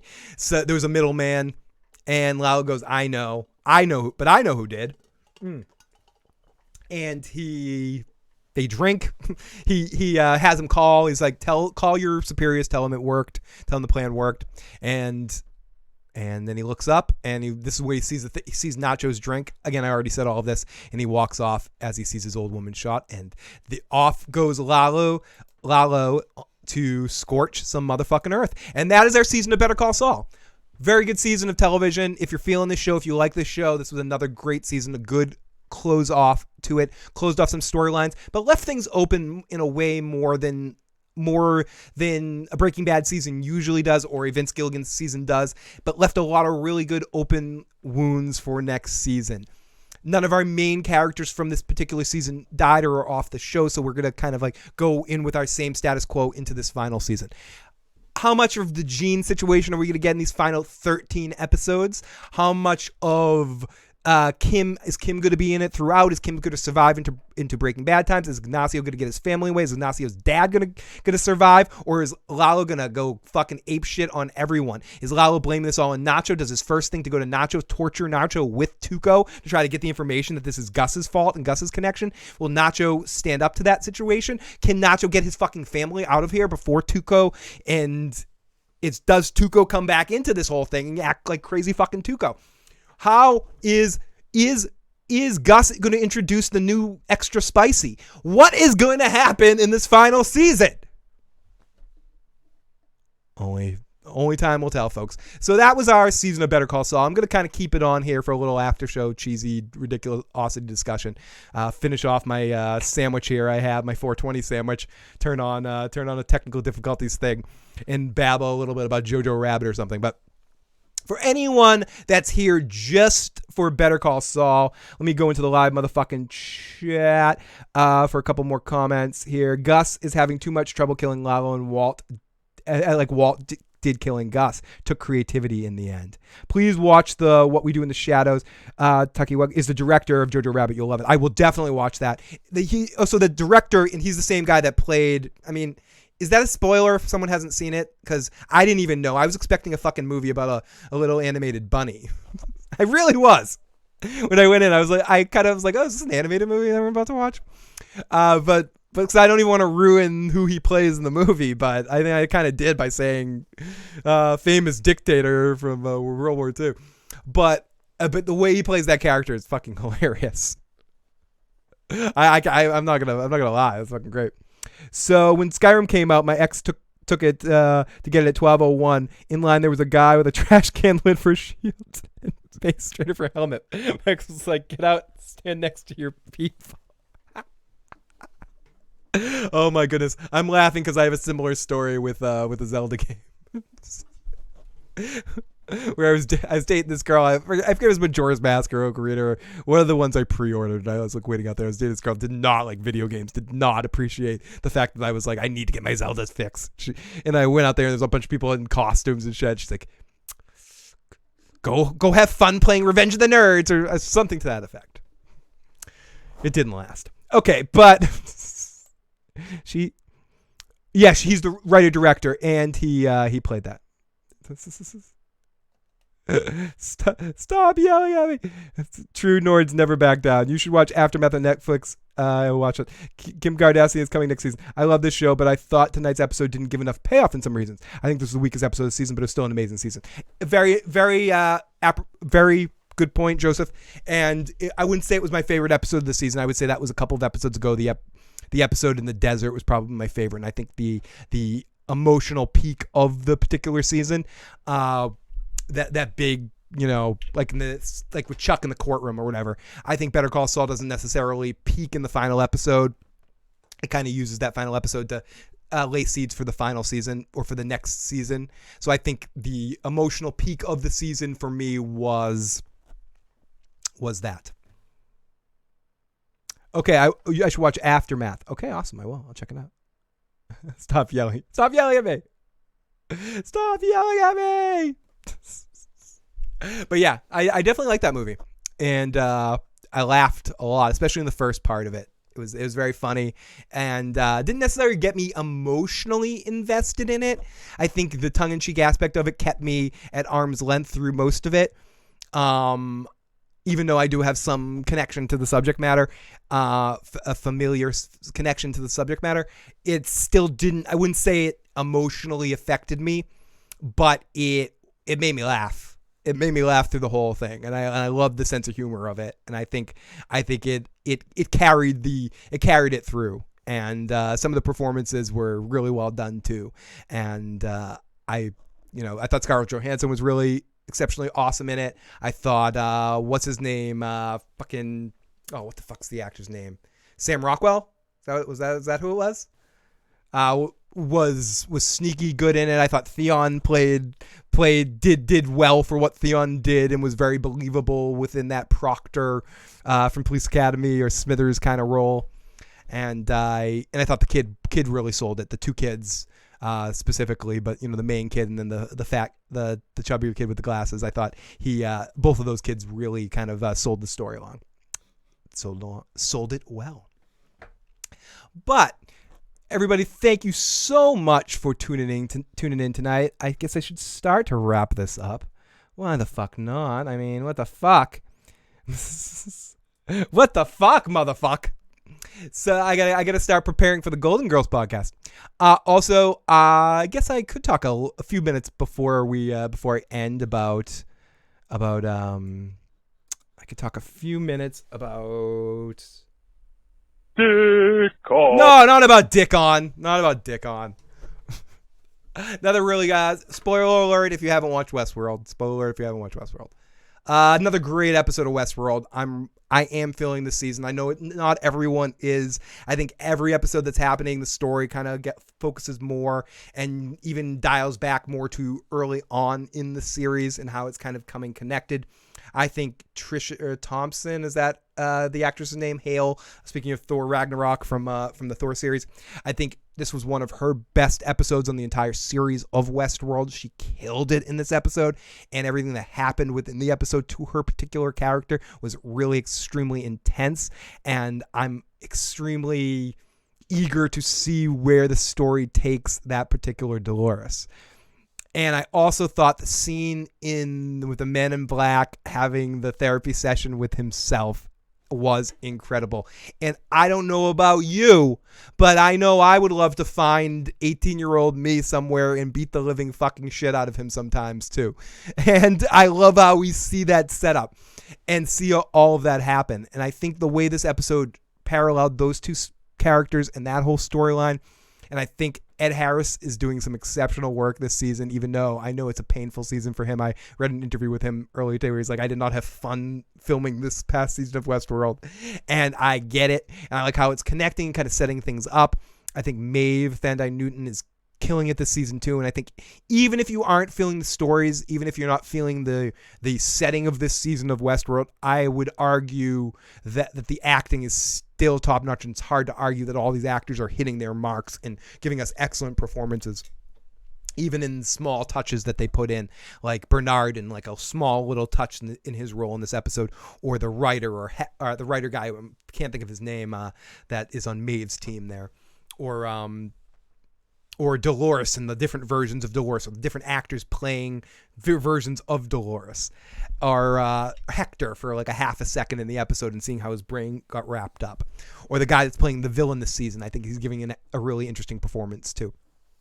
So I'm not excited that there are only 2 episodes left this season. I really wish they gave us 10 because I think it's just starting to get its feet. As I've put before, I think it needed to reboot.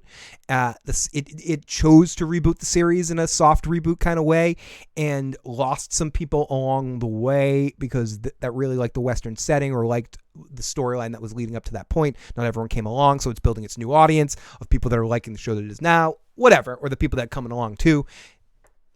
Very interesting stuff or setting it up, but I think it's all set up now in a kind of cool point, and now we only have 2 episodes left. But I am excited for these final 2 episodes to see how this concludes, and I like it's going to be somewhat of a tighter package than other seasons, so we're not having wasted episodes just for wasted episodes' sake.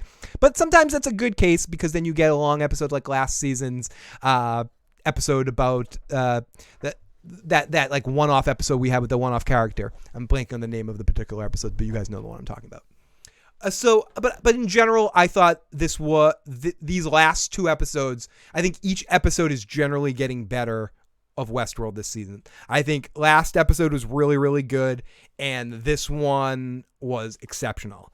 I think this felt like it's striking that balance correct between honoring what came in the first 2 seasons and some of the questions in the whole world that they're sort of situation that they're building up, and showing you how those 2 things kind of can collide.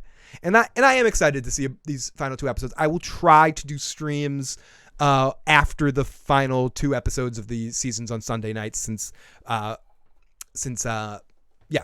blah blah. I will try. I'll at least do it after the season finale. Can't promise next week, but I will definitely do it after the season finale. So I am excited to see how they end this season. It should be fun, and I am feeling it so far. Predictions. Phil reminds me of Sophia. Thank you. I take that as a fucking compliment. She's the best. Tessa Thompson. Okay. What the fuck did I say? Did I say Jessica Thompson or something? Prediction for season 6. Better Call Saul. I think prediction of season 6 of Better Call Saul. We will see Walter White at some point in time. Or Jesse Pinkman. We will see some more Breaking Bad stuff. Gene will die in the black and white. He won't survive or make it. He will die somehow. We will see Kim in that timeline too. We'll get a whole Gene episode. Nacho's dead. Kim's alive.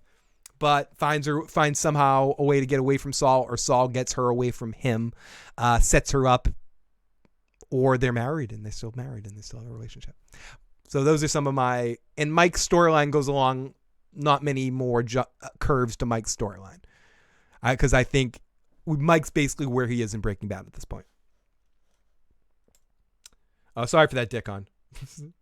Did they not air that? Season 1 was perfect. Season 2 lost. Maybe season 2 is damn good. Season 2 lost you. Season 3 is damn good. I think season 3 is killing it right now.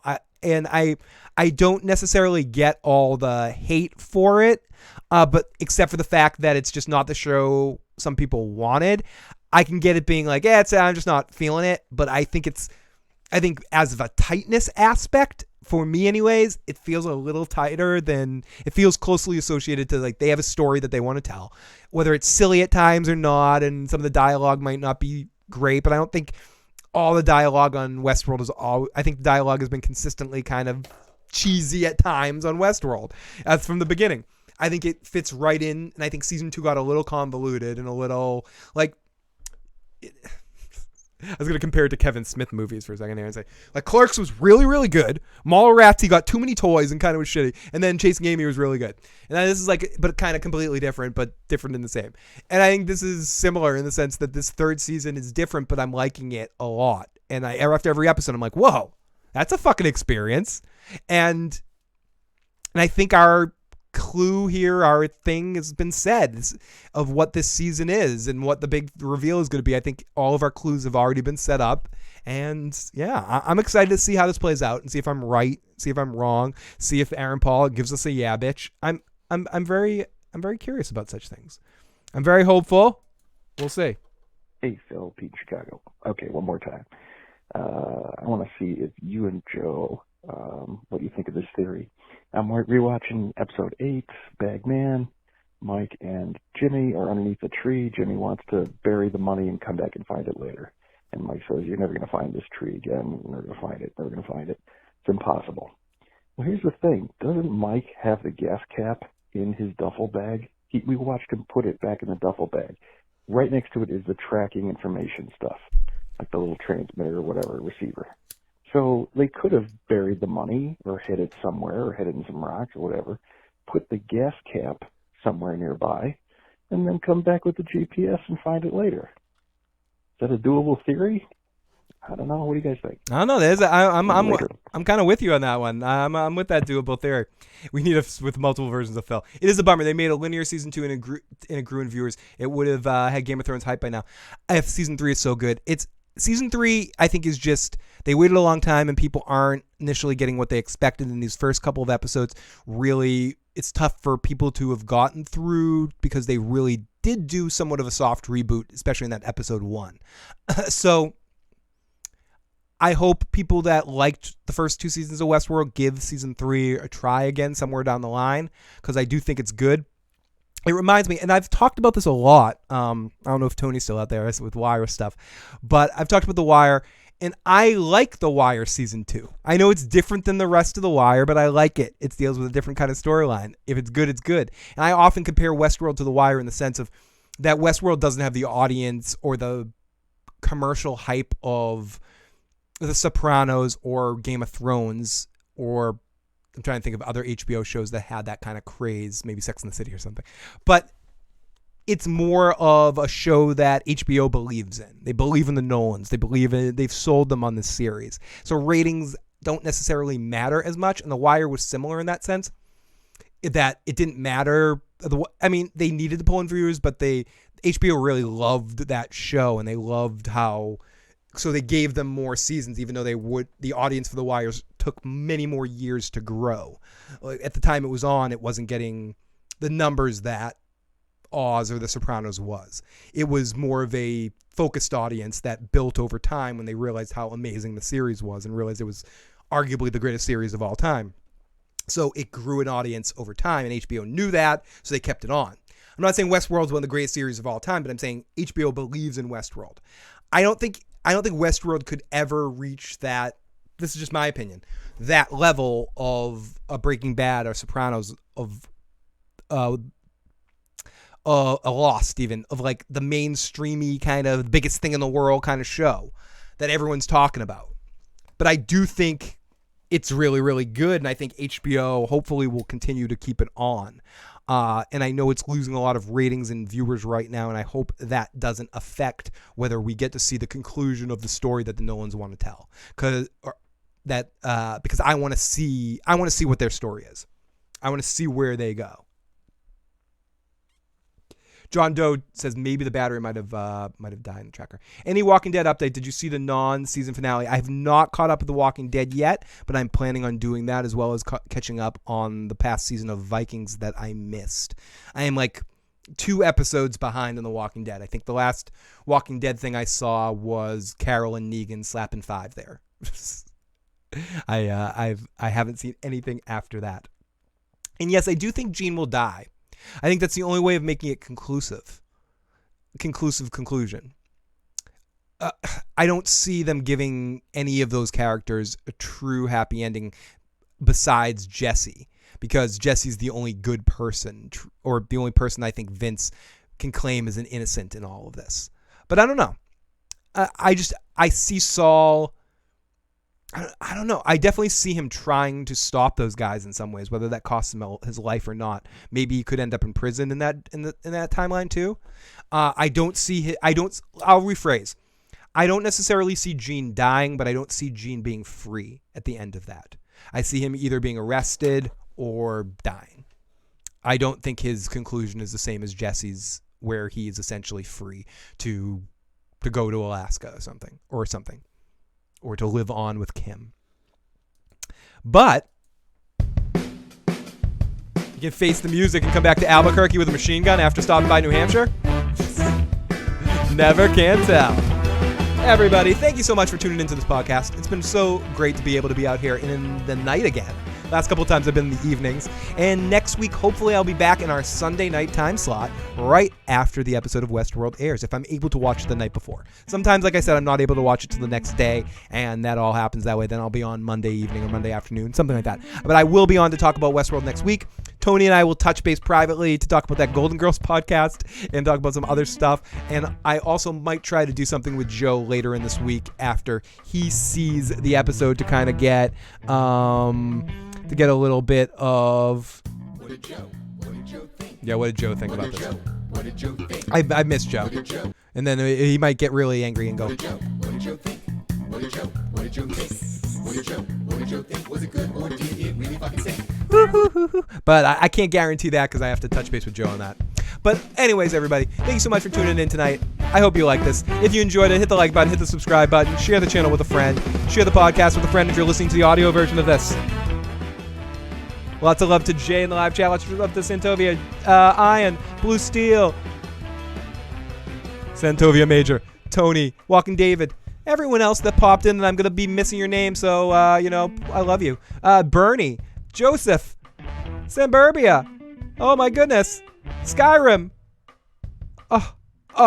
more people, oh yes, you, Texter, 407, thank you, oh my god. You guys are so amazing. Jason Voorhees. Go. You're the man, buddy. I love you. Love all you guys. I'll be back soon for more of these silliness and more podcasts. And, yeah. I guess one more time. Better call Saul. Or better call Kim. Fuck. I can't believe we need to wait fucking 2 years or a year and a half for more of these fucking shows. But whenever they come, whenever Better Call Saul is back, you bet your sweet bippy that I'll be back to talk about them shits. Lots of love to Big J out here, which I know will be checking this out at some point in time. And if you can, Big J, and you're hearing this, listen, leave a voicemail that we'll play in a later show. And if you haven't already, remember Cobra Kai's coming too. Love you guys. Talk to you next time. No, thank you. Thank you for the Elite. Thank you, Elite. Thank you guys for making my night fun. I'm bored these days. I appreciate it. Later.